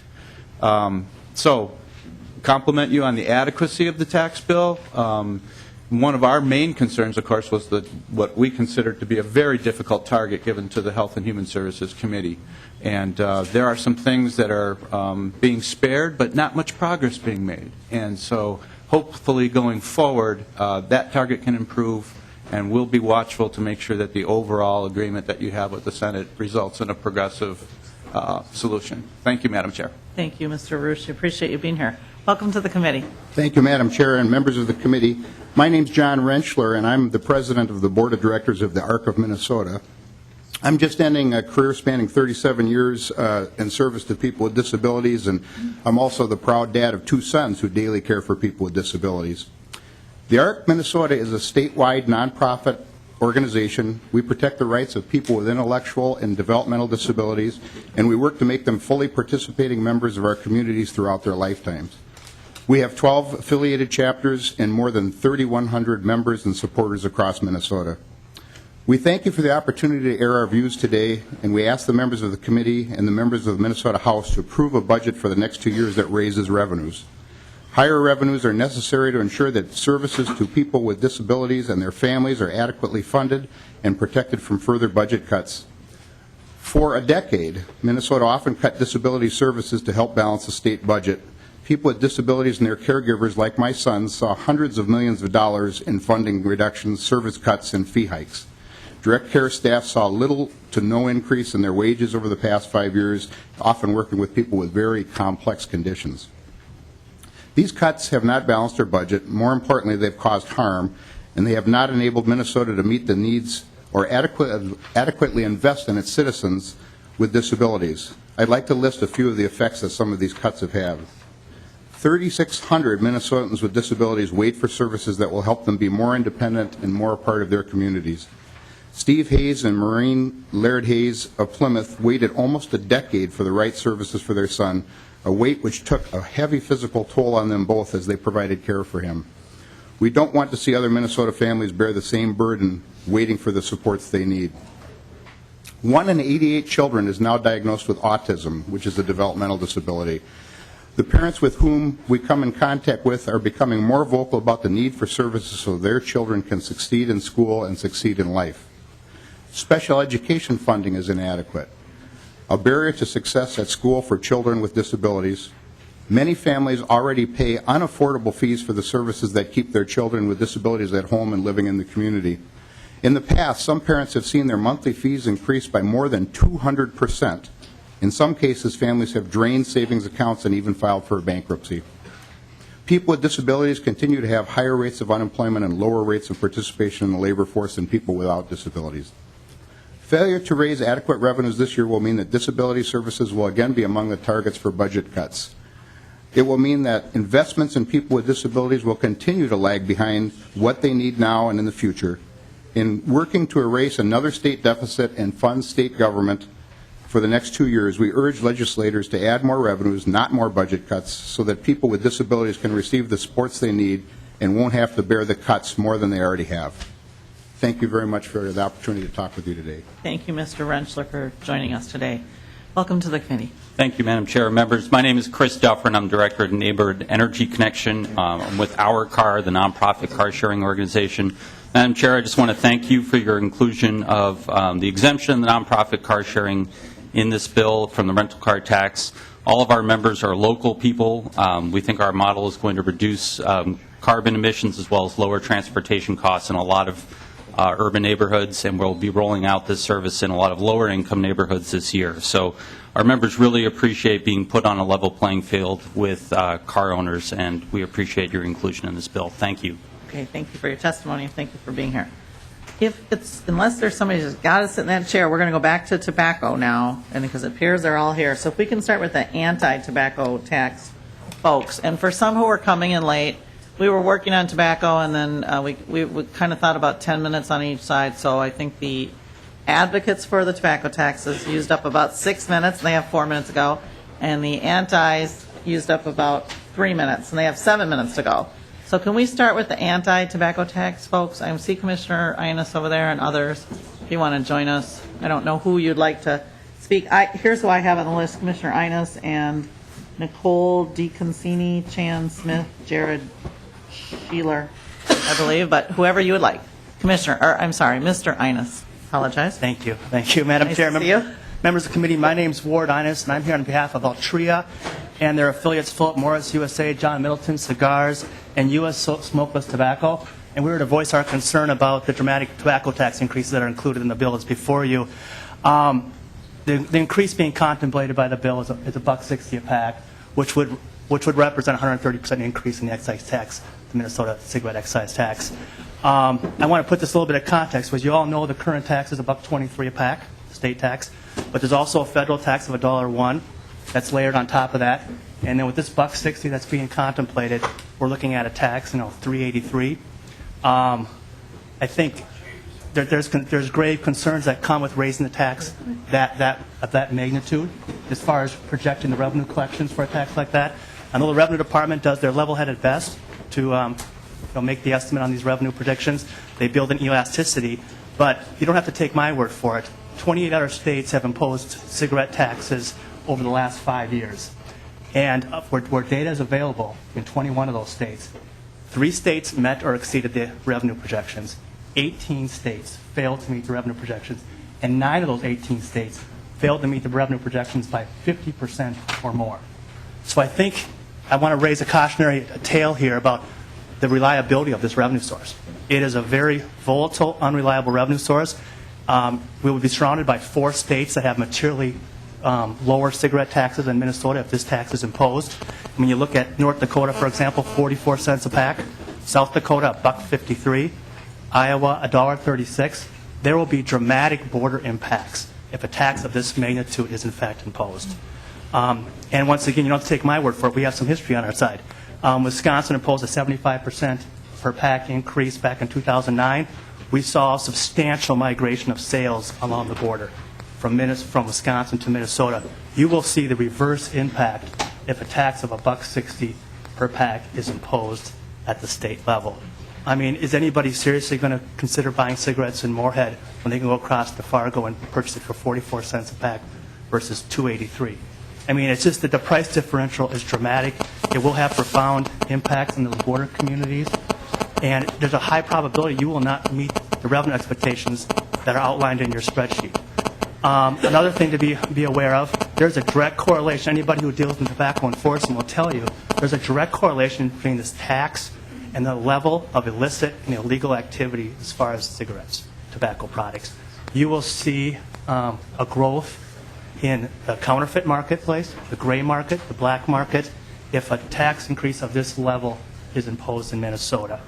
It is just an ongoing problem, and when you impose a tax increase of 130%, you are going to see the marketplace is going to adjust, whether it's the illegal marketplace, like the black market or counterfeit, or the legitimate marketplace. I also want to talk a little bit about the OTP tax that's included in this bill. I think a missed opportunity for this bill was the failure to do some tax reform in the area of moist snuff. The federal government and 21 other states tax moist snuff based on weight per container. And I think it's a much more legitimate way of taxing the product.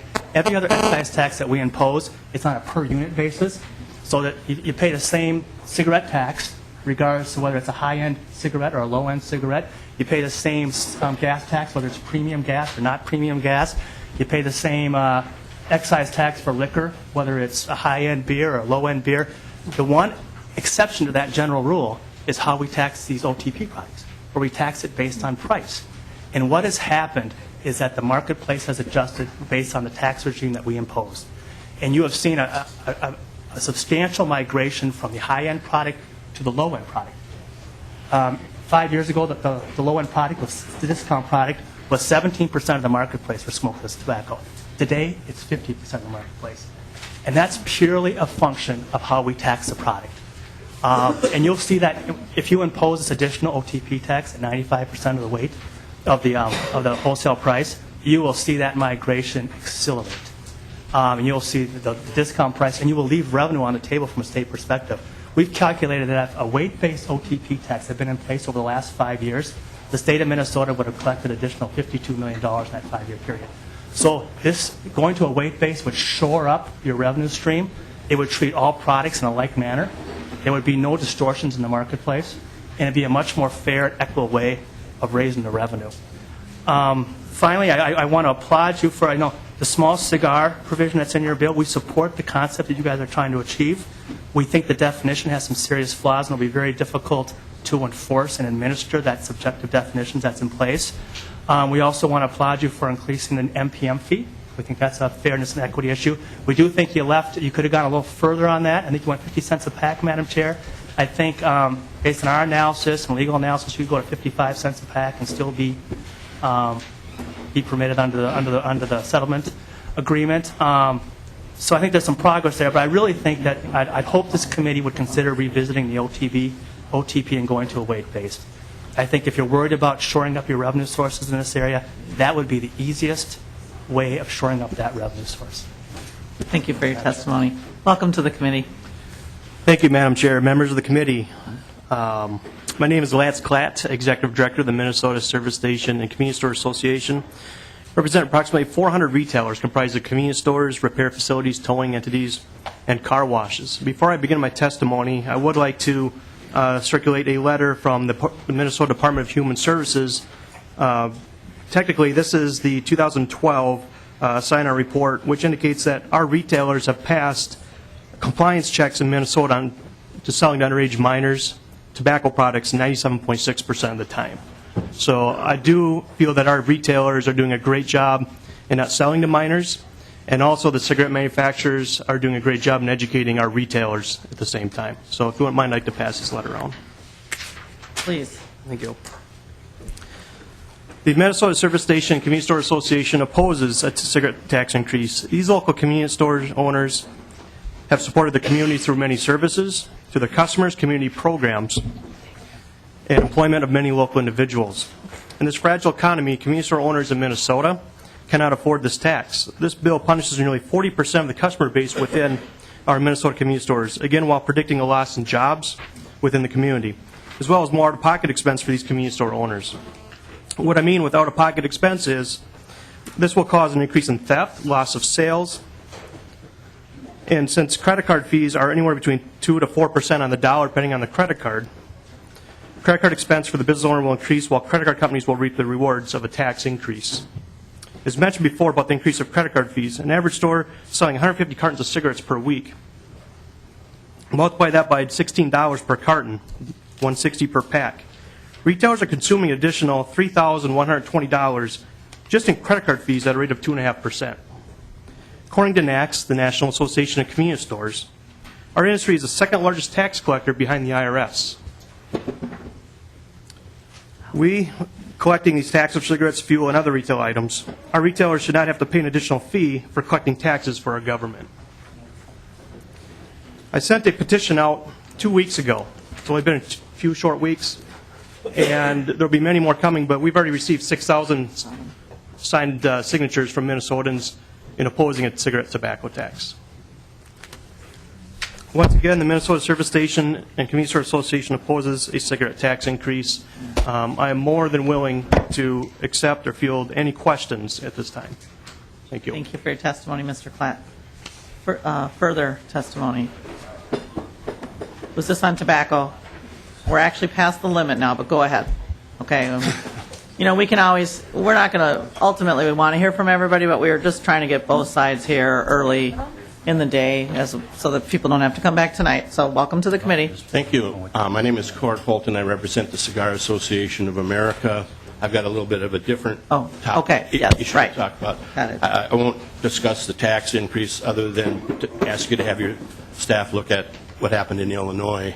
I would like to focus your attention to page 55, lines 16 through 23. And Madam Chair, if I could ask your staff for a question about Sure. how the committee is reading that language? Mr. Holton, fire away to Mr. Michael or Mr. Biggerstaff. What's your question? We're not going to have a big discussion, but yes, get your question on the record.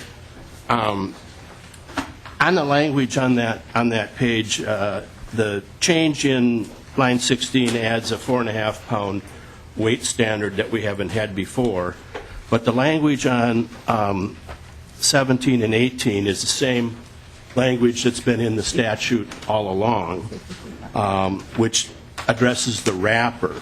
So the way I read this is that for a roll containing tobacco that's less than 4.5 pounds per 1,000, you will be defined as a cigarette if you meet either the criteria in subparagraph 1 on line 17 or the criteria on subparagraph 2 on line 19.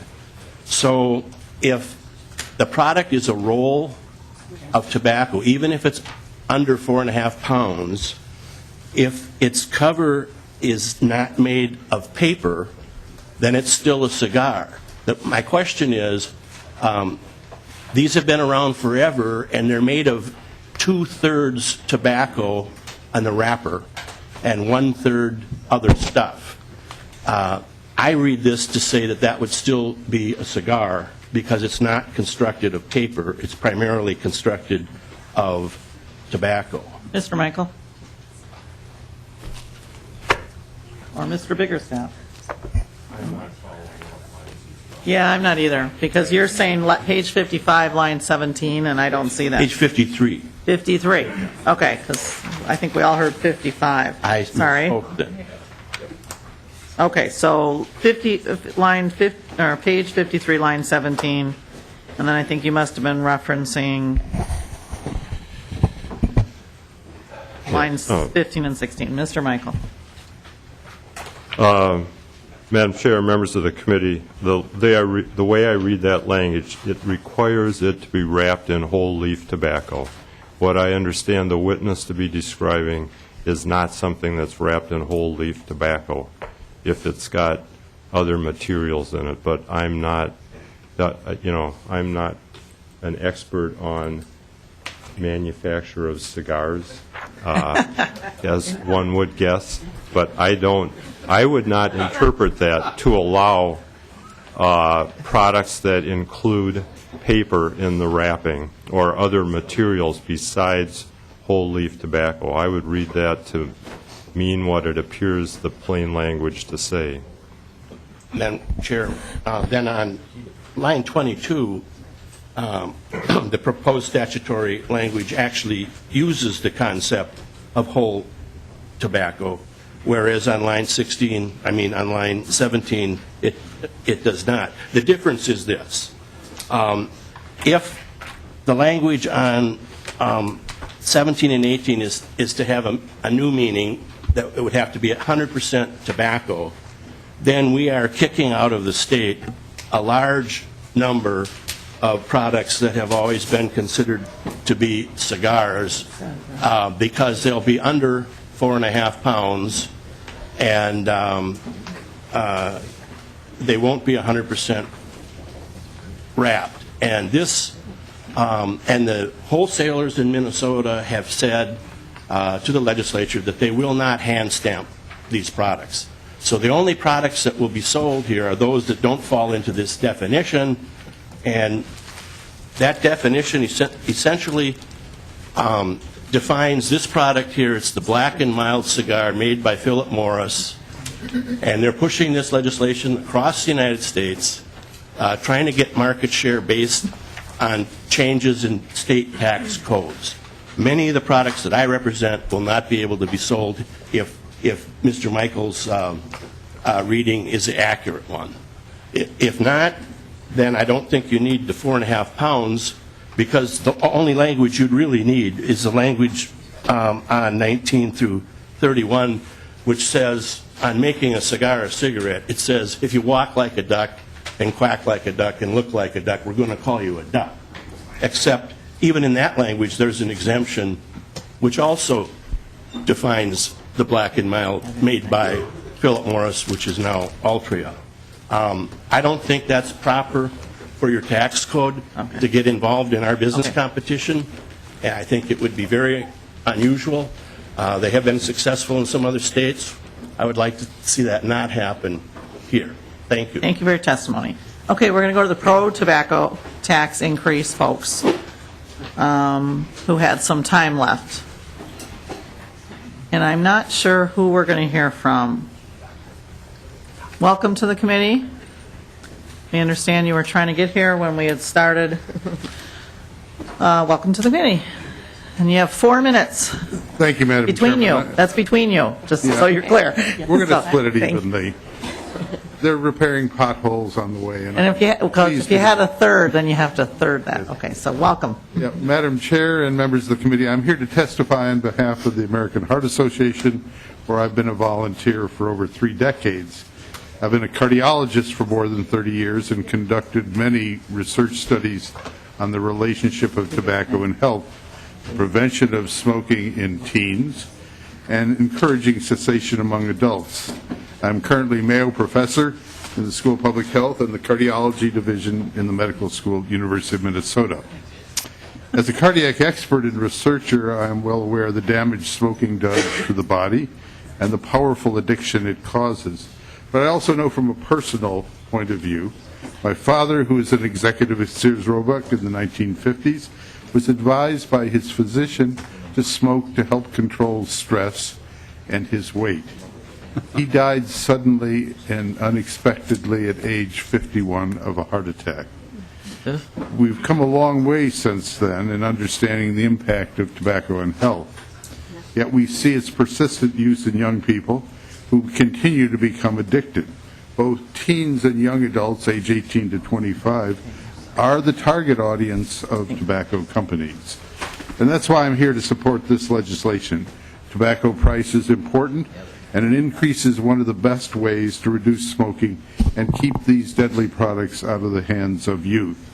Research shows that the 2 leading policies to reduce tobacco use are smoke-free laws, which we have in Minnesota, and significant increases in the price of tobacco.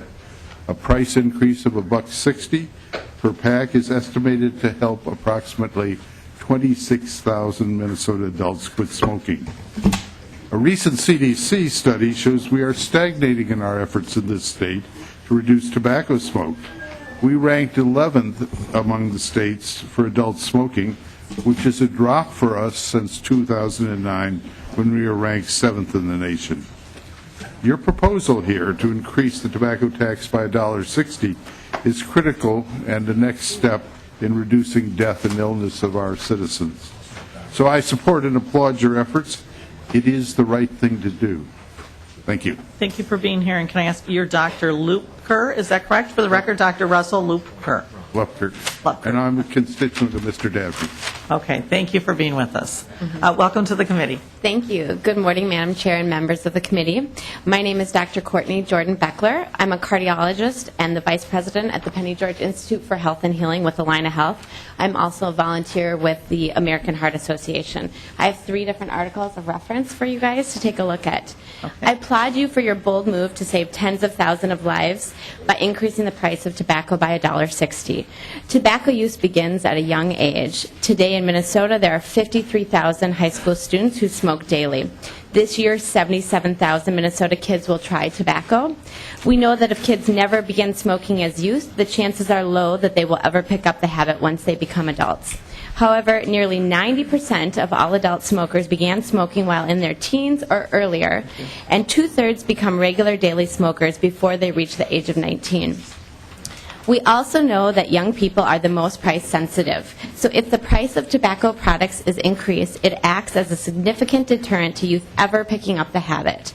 Increasing the tobacco tax is the most impactful thing you can do to put an end to a long future of addiction for young people. The statistics are grim for those who fall into a tobacco addiction trap, but the real stories are those of my patients that I see every day that are even more heartbreaking. Every day I see folks who rue the day that they ever became smokers, as they now face significant and costly health problems. Tobacco is costly in terms of lives, but it is also costly in terms of excess medical costs. In fact, the cost to our state is staggering, nearly $3 billion. That's correct, $3 billion each year. That's how much Minnesota spends on excess health care costs due to smoking.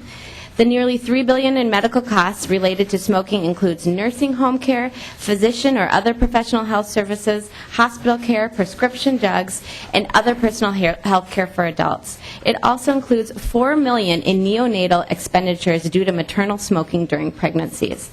What is not included, these total expenditures do not even include the cost of lost productivity of workers, compensation that are indirectly attributable to smoking. In order to see that $3 billion number decline, we need to convince Minnesotans to stop using tobacco products. Raising the cost of tobacco is the single most effective way to ensure this happens. In fact, there are few public health issues that are supported by more research or consensus. Countless economic and public health experts have all come to the same conclusion. Higher costs deter young people from using tobacco and increase the number of current smokers who quit. You, as lawmakers, can have a tremendous impact on the health of Minnesotans with this policy, far greater than me as a doctor treating individual patients every day. I commend you for your leadership and thank you for your time today. Thank you. Thank you so much for being with us. Is it Dr. Beckler? Beckler. Thank you for being here. Thank you so much. Further testimony.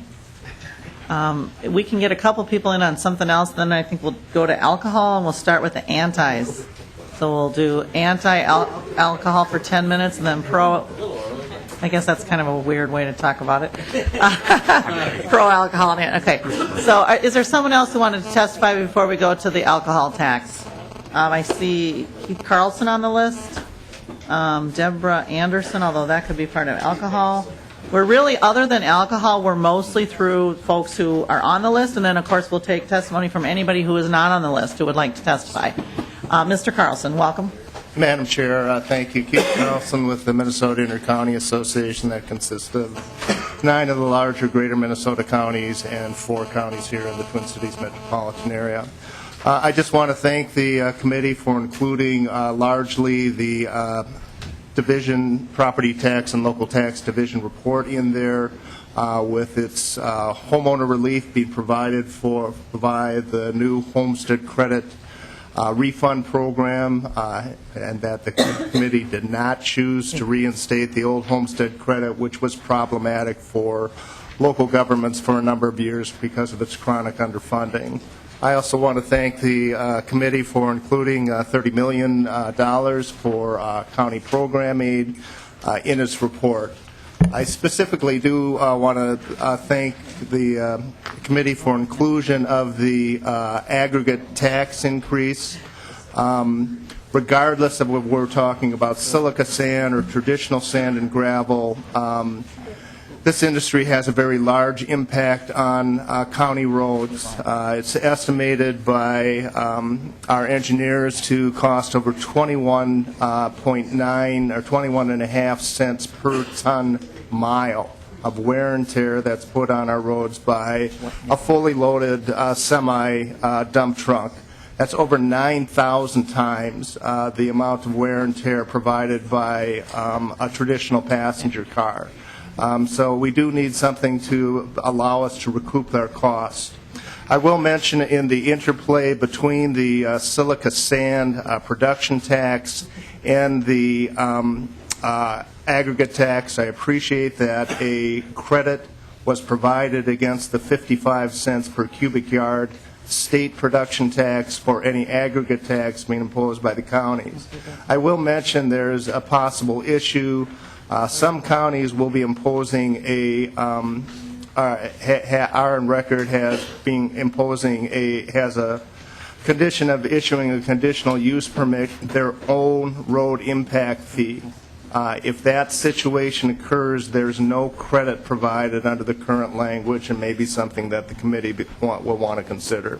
I'll finally mention that we appreciate the inclusion of the sales tax exemption for public safety radio systems. We'd love it if you could find the resources to go retroactive for those counties that have already made their purchases but were not covered. With that, I'll conclude. Be happy to answer any questions. Thank you, Mr. Carlson. Appreciate you being here. So with that, we're going to go to the alcohol issue, and we'll start with the anti. And I see Mr. Bagnoli, and Mr. Bagnoli, we're doing 10 minutes of each side here. It's kind of how we did it with tobacco. So that's, and we won't cut anyone off. I mean, if we don't get done by the floor with all these things, all the people who want to talk about alcohol and tobacco can come back tonight again. But we do want to hear 10 minutes from each side right now. So now we're going to hear from the anti-alcohol tax. Ready? Pro-alcohol. For 10 minutes. Madam Chair, members Mr. of the Bagnall. committee, my name is my name is We're Joe. all tired, yes. My name is Joe Bagnoli. I'm with the Grand Shade Carnival Law Firm. I'm here on behalf of the Minnesota Licensed Beverage Association, the Minnesota Municipal Beverage Association, in opposition to the increase in the alcohol tax. With me is Ward Ines on behalf of Summit Brewery and Shell's Brewery, and also with me is Ed Reynoso with the Teamsters. We are going to be, so you know, for planning, we are the only people that are going to testify, but we represent, in opposition, a large group of folks. First, I just want to say how disappointed I am that I think that this tax goes after one industry, and one industry in particular. Out of all of the industries in the state of Minnesota, this impacts not just retailers, although it does substantially. It impacts the wholesalers, it impacts the workers, the Teamsters who work for the wholesalers, and it impacts the brewers. And that's not insignificant in that we've had over the last 5 or 6 years an increase in breweries in Minnesota that has led to a craft beer revolution or excitement in the industry. This is an extremely regressive tax. By its very definition, a flat tax is, I think, the most regressive tax that can be imposed.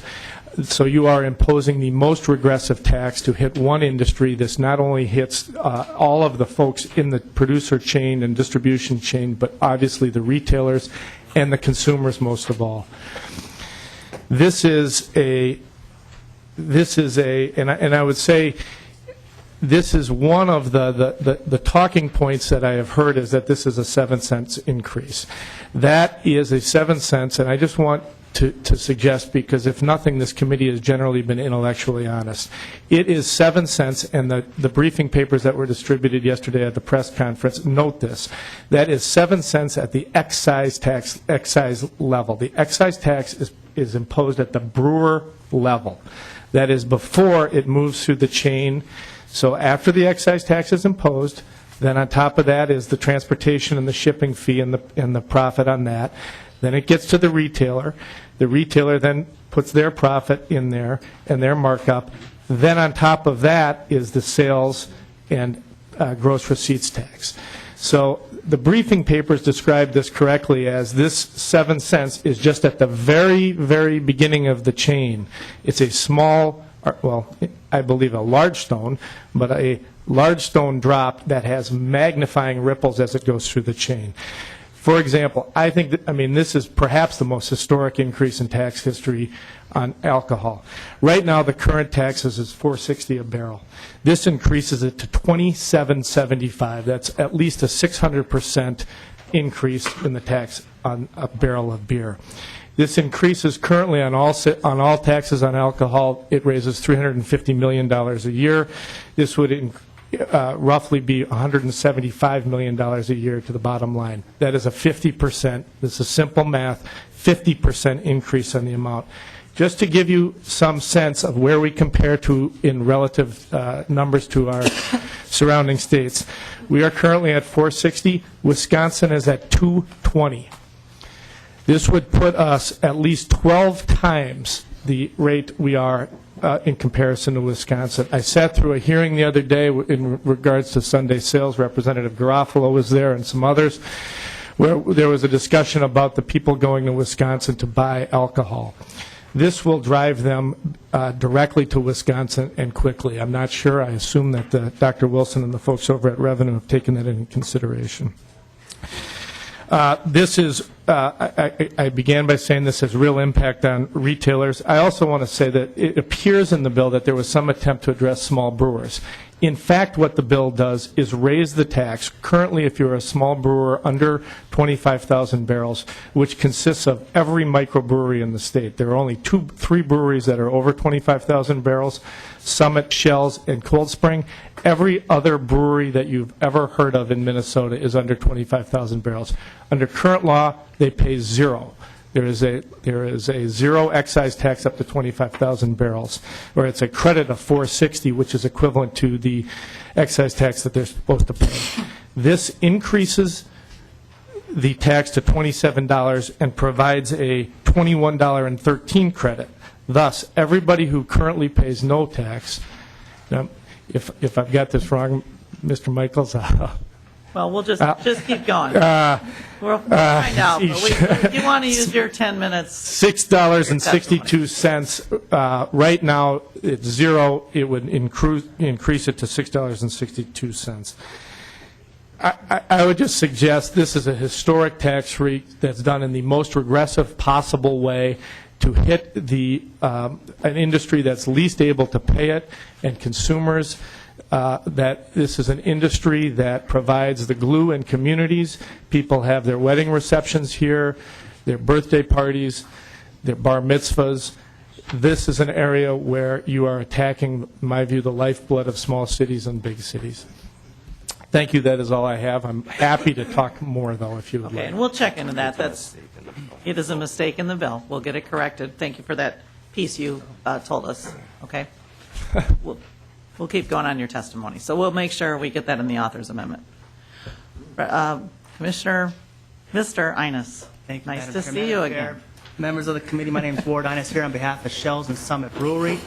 Shells and Summit Brewery are the 2 largest homegrown breweries in the state of Minnesota and 2 of the most respected regional breweries in the entire country. We're fortunate that they're both in expansion mode. They're adding investment and payroll at both those breweries. But this increase in excise tax would be a devastating impact to those expansion plans. I'm not prone to hyperbole on this, but this would be a major detriment for Summit and Shells as far as expanding or remaining viable in Minnesota. Quick back of the napkin calculations by Summit Brewery. The current excise tax, state and federal, imposes about 9% burden on that business. This increase would constitute about 80% increase in that tax burden, up to 16% burden on the business. That's more than payroll. That's more than the utilities. The only thing that isn't more than is the manufacturing materials that go into brewing the beer. So this would be, as Mr. Bagnoli stated, a historic increase that would have very detrimental impacts. And as Mr. Bagnoli stated, this is one of the few bright spots in manufacturing in the state of Minnesota. I mean, brewery jobs are growing. They're good-paying jobs. They're manufacturing jobs. There's a footprint across the entire state. As you know, Shells is in New Ulm. Summit's right back in our back door here in St. Paul. And to impose a tax of this magnitude would really be detrimental. The increase in the small brewers tax credit does really nothing to insulate Summit and Shells from the impacts of this tax increase. They are both at over 100,000 barrels a year and growing. Fortunately, hopefully they'll keep growing. So the increase in the small brewers tax credit does not in any way mitigate in any substantial way the negative impacts of this tax increase. Thanks, Madam Chair. Thank you. Okay. Thank you, Welcome Madam to the Chair. committee. Thank you. Edward Reynoso, Political Director for Teamsters Joint Council 32. And just for the record, I can probably point out a couple other things that are incorrect in the bill, but you may not like that. As I said, my name is Edward Reynoso. I'm the Political Director for Teamsters Joint Council 32, and we represent over 62,000 active and retired members in the state of Minnesota. And I'm here to express our adamant opposition to the proposed increase in the alcohol excise tax. We represent over 800 members in Minnesota and over 20,000 members nationwide in the liquor industry itself. In many cases, we make it, we transport it to states, we warehouse it, we deliver it, and in some cases, we even pour it in bars. Well, we are in support of raising revenue. We believe that raising the taxes on alcohol to these levels will cost jobs, plain and simple. There are Teamster jobs that pay, these are Teamster jobs that pay great wages, benefits, and have been long-standing jobs for decades. The raising of the excise tax on alcohol has simply led to the loss of jobs historically when excise taxes have gone up. This, Madam Chair and Representatives, is about as regressive can get, because they will constitute a larger percentage of income for lower earners than high earners, plain and simple. This regressive tax will not only fall on problem drinkers, but on those thousands of responsible drinkers, which are your constituents. If this conversation is about preventing and lowering the use of alcohol by taxing it, it's clearly the wrong approach in our opinion. Plain and simple, this tax will punish responsible drinkers and will do little to discourage heavy drinking. Our members, your constituents, ask that you join us in exploring other ways to responsibly address our budgetary shortfalls. Plain and simple, losing jobs, in our opinion, will not do it. We thank you for your support. We ask that you join us, and I'm available for questions if you may have any. Thank you. Thank you, Mr. Reynoso. Exactly 10 minutes. That was impressive. Very nice. So now we'll hear for folks pro the alcohol tax. And we've got Commissioner Higgins and I'm not sure, Jessica Hillbrand, Nell Hurley, Deborah Anderson, not sure. Welcome, Commissioner, former Senator Higgins. Nice to see you. Thanks. Very nice to see you all, Madam Chair and members of the committee. I'm Hennepin County Commissioner Linda Higgins. It seems like about half the time I still introduce myself as Senator Linda Higgins, but I'm getting there.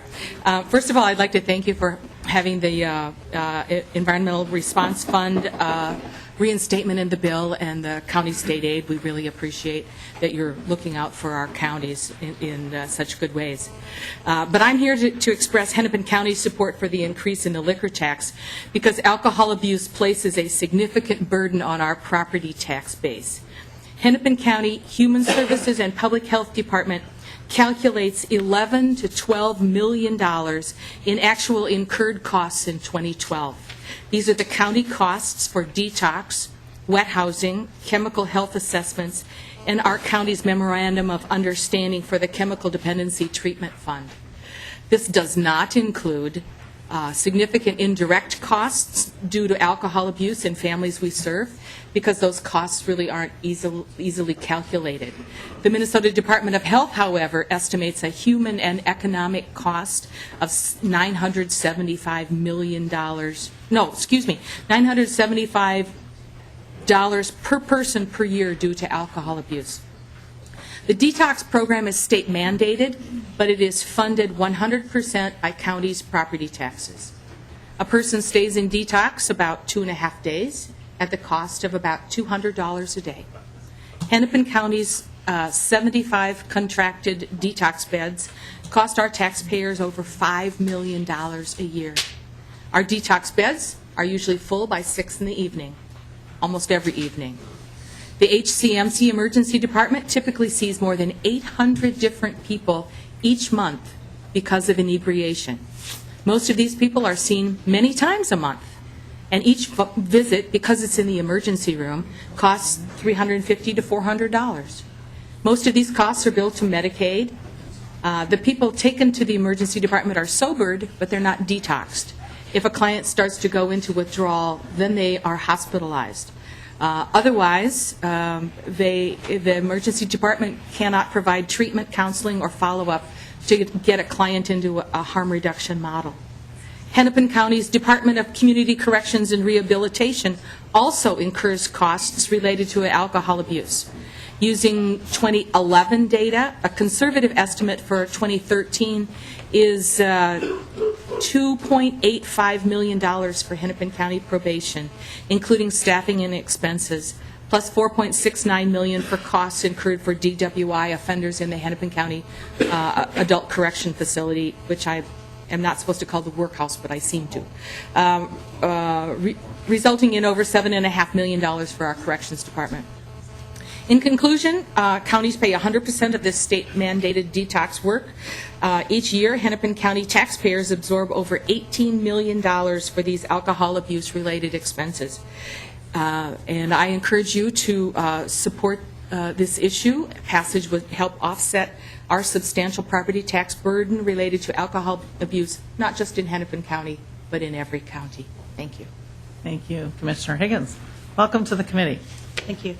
Madam Chair, members of the committee, my name is Deborah Anderson, and I am the director of the Minnesota Poison Control System located at Hennepin County Medical Center.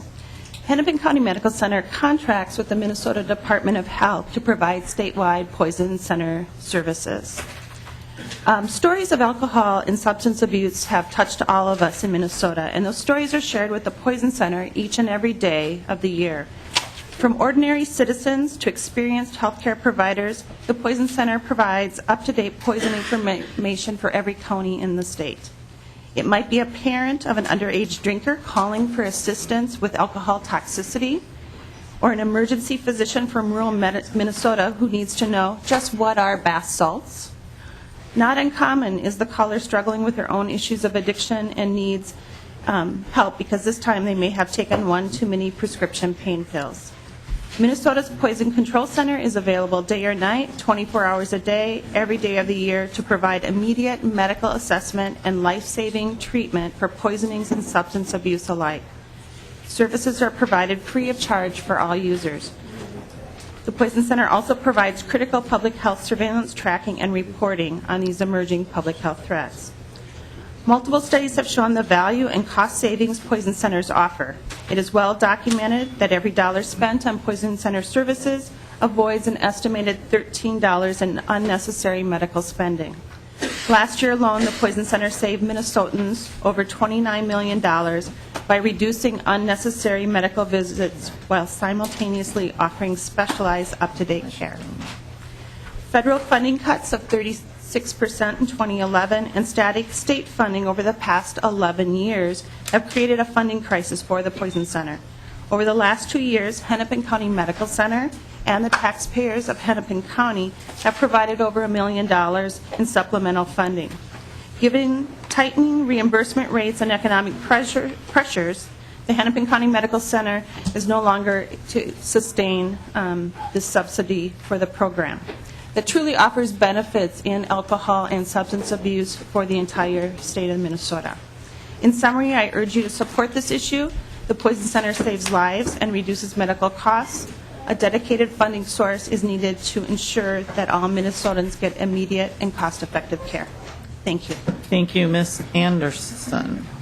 And we still have Nell Hurley and Jessica Hillebrand on the support of the alcohol tax increase. Welcome to the committee. Thank you. Good morning. Madam Chair, members of the committee, thank you for the opportunity to speak on behalf of the Omnibus Tax Bill, including an increase in alcohol taxes. My name is Nell Hurley. I'm the director of Minnesota Recovery Connection, a nonprofit organization here in St. Paul. I'm also a person in long-term recovery, which for me means that I have not used drugs or alcohol in over 15 years, since December 27th of 1997. I know that the issue at hand here is money and taxes, and I understand that you have the very difficult job of creating viable and agreed-upon solutions to deal with the deficit we face in our state. But I wanted to come before you today to remind you what happens when we allow for prevention, treatment, and recovery support, all things that could be made possible through the provision of an alcohol tax. What happens is what happened to me. I was very sick as a young person in my 20s, but because I was treated for my illness, I went from someone who took resources from society through hospital visits, involvement in the criminal justice system, missed days at work, even property damage, to a person who got well. My recovery started with treatment many years ago and continues on a daily basis all these years later. What's important to recognize is that since being in recovery, I have not once visited a hospital emergency room. I've not compromised the safety of myself or others by driving drunk. I've not provided drugs to others or alcohol to minors. I've not been arrested. I've not been incarcerated.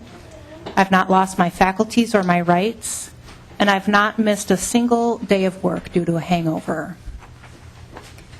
Instead, I obtained a master's degree on a full scholarship from the University of St. Thomas in St. Paul. I quit smoking, in part because it got too expensive, I might add, and became a 5-time marathon finisher. I'm a full-time productive employee for a local nonprofit organization, and I'm 3/4 of the way through my second graduate program, this time at Hamline University in St. Paul, where I'm earning a master's degree in business and nonprofit management. I vote, I pay taxes, I contribute to Social Security. And perhaps most importantly, I'm an engaged, attentive, loving mother to my 8-year-old son, Jasper, who's never once seen me under the influence or hungover.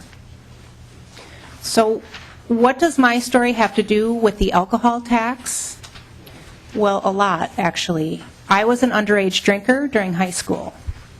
I graduated from high school in 1987, which is the last year that the alcohol tax was raised. When I was in high school, a cup at a keg party was $2. Well, I did my research and was told by current high school students at the very same high school that I went to in St. Paul that the cost of a cup at a keg party today is, quote, around $2 to $3. Raising taxes on alcohol is an effective form of prevention. It is a deterrent, as we heard from the cardiologist earlier today. It's a lesson we've learned well with tobacco. Raising the long overdue alcohol tax could also generate revenue to provide treatment and recovery support for consumers who need help, people like me. And raising the tax would, as has already been pointed out, shift the financial burden to the heaviest consumers who cost the most money to society. It brings with it accountability. It's simply bad policy to ignore a viable opportunity to address the most serious health and welfare problem affecting all taxpayers in this state. It's also unconscionable to ignore the fact that the alcohol lobby has not acted in the best interest of all citizens by blocking previous efforts to modestly raise taxes on the use of a substance that causes so many problems that all of us end up paying for anyway. I urge this committee to give this bill due consideration, the alcohol tax due consideration, and to increase using some of the funds generated from a tax increase on alcohol to address issues related to alcoholism, such as covering costs of residential treatment, detox, and other related expenses. Thank you for your time this morning. Thank you, Ms. Hurley. And then Ms. Hildebrand, is that right? And then we'll be done with this, the alcohol and the tobacco for a little while. Ms. Hildebrand. Hi, my name is Jessica Hildebrand. I apologize if getting over this horrible cold, as every Minnesotan I believe is. I currently work for an adolescent treatment program in Hennepin County for chemical dependency. I am also a co-founder of a community strengthening program for sober high schools. And I'm also personally a recent graduate of the Step Up program at Augsburg College. The Step Up program is a community of recovering addicts and alcoholics that live in a chemically free dormitory and have internal support to attempt to do college a different way. Rather than talk about my own personal hardships, I'd like to talk about the positive alternative, which is recovery. In essence, I would not be here and work with those that I do without the public funding options that support those suffering with addiction. Right now, these entities, these transitional programs, are suffering because of funding and transportation. In my time in this line of work, I've seen many successes, but I've also seen many failures and returns to the depths of addiction. They did not receive the community and the program support that I did receive, which I am so grateful for today. The last thing I'd like to touch on is how widespread this issue is. They say that addiction is a family disease, and I use the term family quite loosely as it is a community issue. I can confidently say that about 75% of people in this room, if not more, have personally known someone either currently in recovery or have gone into the depths of addiction. So thank you so much for allowing me to speak today, and I urge you to support this tax. Thank you, Ms. Hildebrand. Thank you both. Okay, so we've done alcohol and tobacco, and we're going to go back to other items in the proposed House File 677.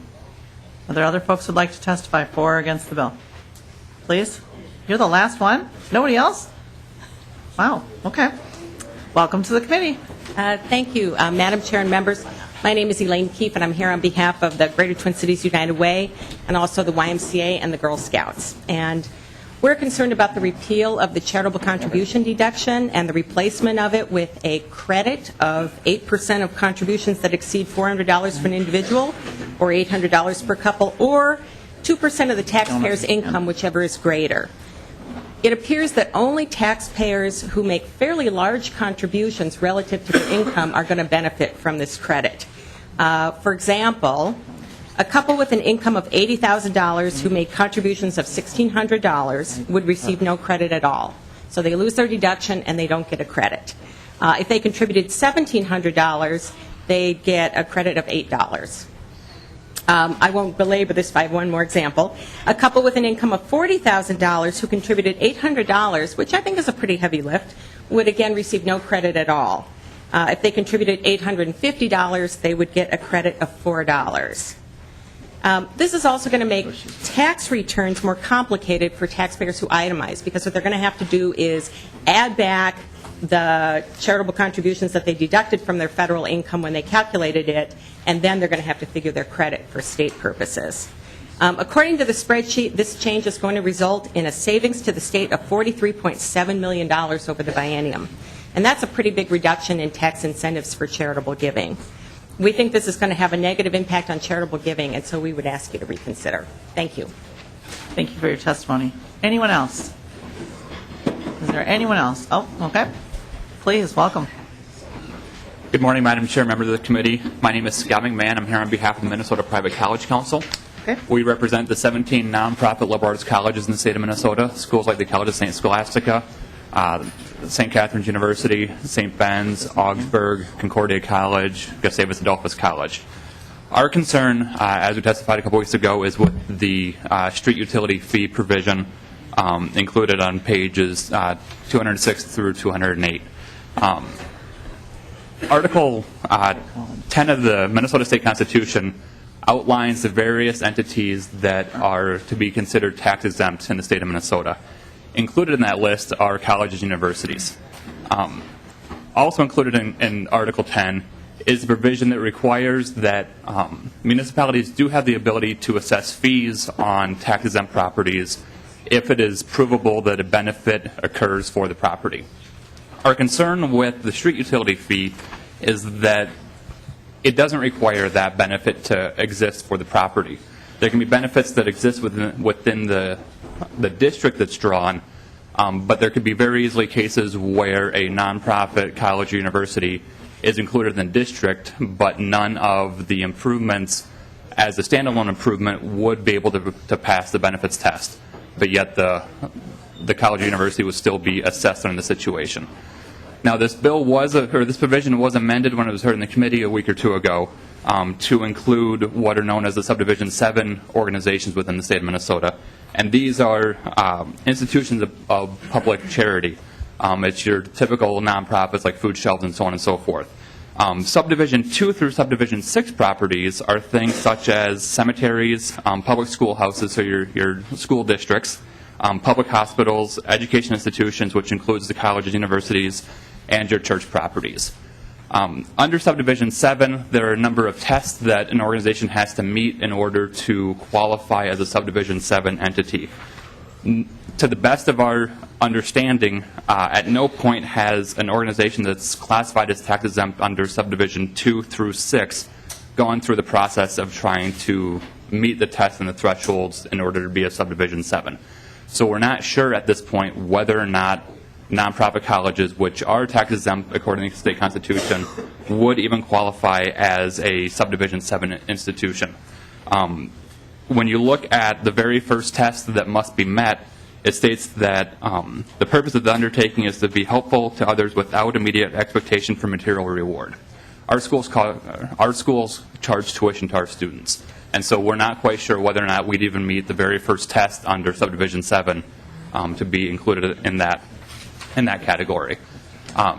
So our concern right now is that the bill as it stands encroaches upon, if not violates the tax exemption that our institutions are granted under Article 10, and by calling out the Subdivision 7 institutions and not the Subdivision 2 through Subdivision 6, that it's putting forward the perception that only the Subdivision 7 organizations are to be excluded from these utilities, and that in fact the Subdivision 2 through 6 organizations are to be included in the utilities. Thank you. Thank you so much for your testimony. Welcome to the committee. Hi. Thank you, Madam Chair. My name is Todd Liljenquist, and I represent the Minnesota Multi-Housing Association. It's the trade association for owners, managers, and developers of rental housing. We also do have common interest community members. And first, I'd like to thank you, Madam Chair, for including the housing improvement area repeal of the sunset and that provision. It's an important tool for associations, condominium and townhome associations, to maintain their properties when they're not able to secure private financing. We do have concerns, as the previous testifier stated. We are part of the Street Improvement Fee Coalition, and we do oppose that provision and the impacts that might have on our members. It sets up essentially a property tax system separate from the system set up under state law, and some of the protections in place are not replicated in the Street Improvement District statute or proposed statute. We do appreciate the uniformity language added, but as I read it, it still could provide a 2-to-1 ratio for certain types of properties that they would pay, which is different from what the property tax system provides.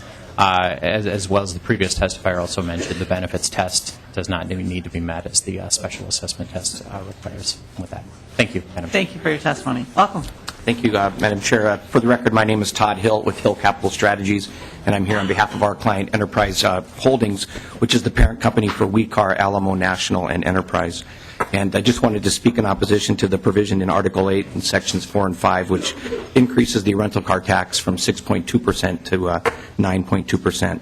I just want to remind the committee that this is a tax that's going to impact Minnesotans. The majority of the cars that are rented in the state of Minnesota are not rented at the airport, and this is further proven by the fact that we have more than 60 locations in the state of Minnesota and over 700 employees working in those locations.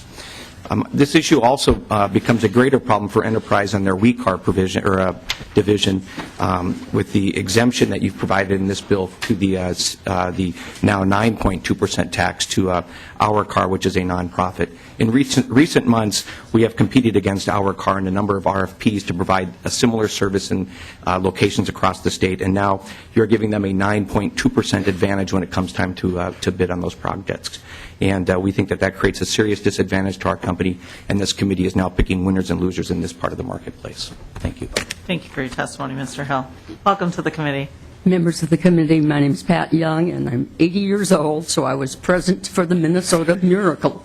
Now, those of you who haven't heard about that can Google it, and so I won't go into that. I have worked on the poverty issue since 1999 through the report of the Legislative Commission on Poverty, which the legislators, bipartisan commission, the legislators in their wisdom gave money. They used that money very well. I sat in on a number of the commissions and found out that they were using the money to go outstate to pockets of poverty, which we all, I think, are aware that there is a good bit of poverty outstate, and just checking with the local mayor and the citizens and to find out not who needed to be given money, but how their citizens could become productive and sometimes to survive.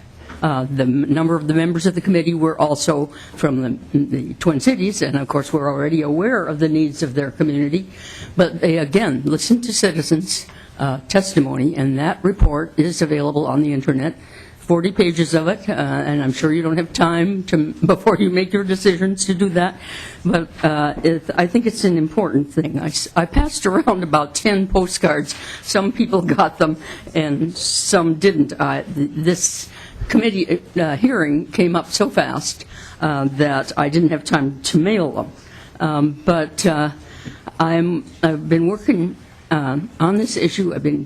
Since I've been in Minnesota the 80 years that I have, and I haven't been working quite that long on poverty. But I'm aware that the postcard that some of you got asked for support of the Family Economic Security Act, and that was voted on by 35 members, representatives of 35 organizations in this area, in the state, out of 8 poverty issues.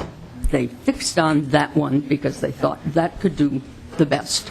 It has to do with tax credits for people in need, tax credit for children, some aids to people who are on the list for eligibility for childcare and have 2 or 3 jobs being worked on, and no money for childcare or not enough. So that I'm aware that this Family Economic Security Act will be, no doubt, split out into its component parts, one of which I think people are quite interested in, the possibility of raising the minimum wage. I can't not remember now how long it's been, but we better really get at it. If we want productive citizens, if we want well-educated citizens who are going to be present in our state in the rest of this century, and I remember part of the push for the commission was by a thing called the Itasca Project, and that was a group of businessmen who thought it was important to have productive citizens for their businesses, and so they were part of the push for that commission. And I'm concerned, of course, by the cut of $150 million in health and human services, and I'm also concerned about raising revenue fairly.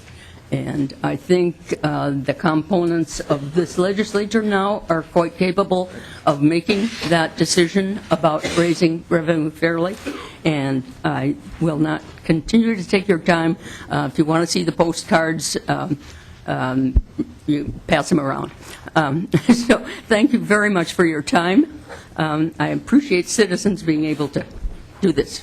Thank you, Ms. Young, for being here, and thank you so much for your testimony. Mr. Carlson.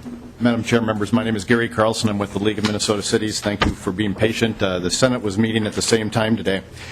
I want to go through a couple of things in the bill that we strongly support. Number 1, Article 2, the conversion of the homestead credit, or the expansion of the existing circuit breaker program into the new homestead credit refund, is a goal of the League of Cities. We do strongly support the changes made in Article 2. Article 3, we support the surcharge on the automobile and homeowner insurance. That's the bill carried by Representative Adkins and Representative Davids that would help backfill some of the loss of revenue into the police and fire pension aid systems. We strongly support Article 3 changes in the LGA formula that were initiated by Representative Lean and Representative Davney. We think that's a very important monumental agreement among the city groups, and we think it's a very good policy change in the LGA formula. I think you'll hear from the coalition on that as well. So we do strongly support the LGA changes. On Representative Barrett's bill, the holding period for economic development properties, we do support that provision. We have had some cities larger than 20,000 ask if they could also be included, and I'll continue to talk with Representative Barrett and the chair on that. Some cities have experienced economic slowdowns, and it has adversely impacted their ability to transact some of the properties they've been holding for economic development purposes, but we do support Representative Barrett's provision. We do support the repeal of the sunsets on the housing improvement area and the special service district language. That was a bill carried by Representative Simon. That's an important tool that cities have used in conjunction with their local business community and condominium and townhome associations, and it's proven very useful and has really been a very big success for our cities and their local communities. We support the affiliate nexus language as an important step toward requiring collection of sales taxes by vendors that don't have a direct nexus to Minnesota. We do strongly support the federal action, but that doesn't seem to be moving again right now, but this will be a good step forward. We do support the sales tax exemption for the public safety radio equipment. We support using the retail, in Article 8, Section 20, using the retail base for lodging tax calculations consistent with the way the state lodging tax is applied. And then finally, 2 last provisions. We do strongly support the street improvement language in Article 12, Section 10. We appreciate the chair including that in the bill. We think that's an important financing tool that cities can use to help pay for their local road maintenance and improvements. And finally, Article 14, I know nobody cares about it, but it's a bill that we tried to pass last year with Representative Davids and now this year with Representative Davney. It's a lot of the bill, but we think it's an important correction in the state law, and we do support Article 14 in its entirety. Thank you very much, Madam Chair. Thank you, Mr. Carlson. Welcome, Mr. Peterson. Thank you, Madam Chair and members. My name is Bradley Peterson here on behalf of the Coalition of Greater Minnesota Cities, and I'm here to testify in support of the changes made to the local government aid formula. It really is, I think, a game-changing event that you were able to get all of the city groups together, our group, the Metro Cities, Minneapolis, St. Paul, and the leadership shown by Representative Dabney and Representative Lean and the other representatives who participated in those working group sessions, I think is an example of how good public policy can be done, where you put all the ideas on the table, you get all the groups talking to each other, everybody gives a little bit, and in the end you come up with something that is productive and works for everybody. And I think that the reforms in the LGA formula represent a significant step forward in terms of stabilizing the program, providing predictability for local governments, a more inclusive LGA formula in terms of bringing on some of those communities that have been left out in the past, and represents, I think, a significant step forward, as well as the increased funding that is provided for as well. And so with that, Madam Chair, thank you, and we really appreciate the work of this committee and the work of all of you on that issue. Thank you, Mr. Peterson. I want to ask, before we go to the next person, if there's anybody who has a far drive so they can't come back tonight, or it's difficult for you to be here, we'd like to take you next, because we're going to adjourn, or we're going to recess to the floor pretty quick here. So no one? Okay. Anyone else who has any testimony? Another nobody. Okay, good. With that, thank you all for your testimony, and we'll be working with you on provisions. Members, we're going to, I think, unless we want to take a few questions, I thought we'd just recess so people can get to the floor and we can go back to that. Okay, we are in recess.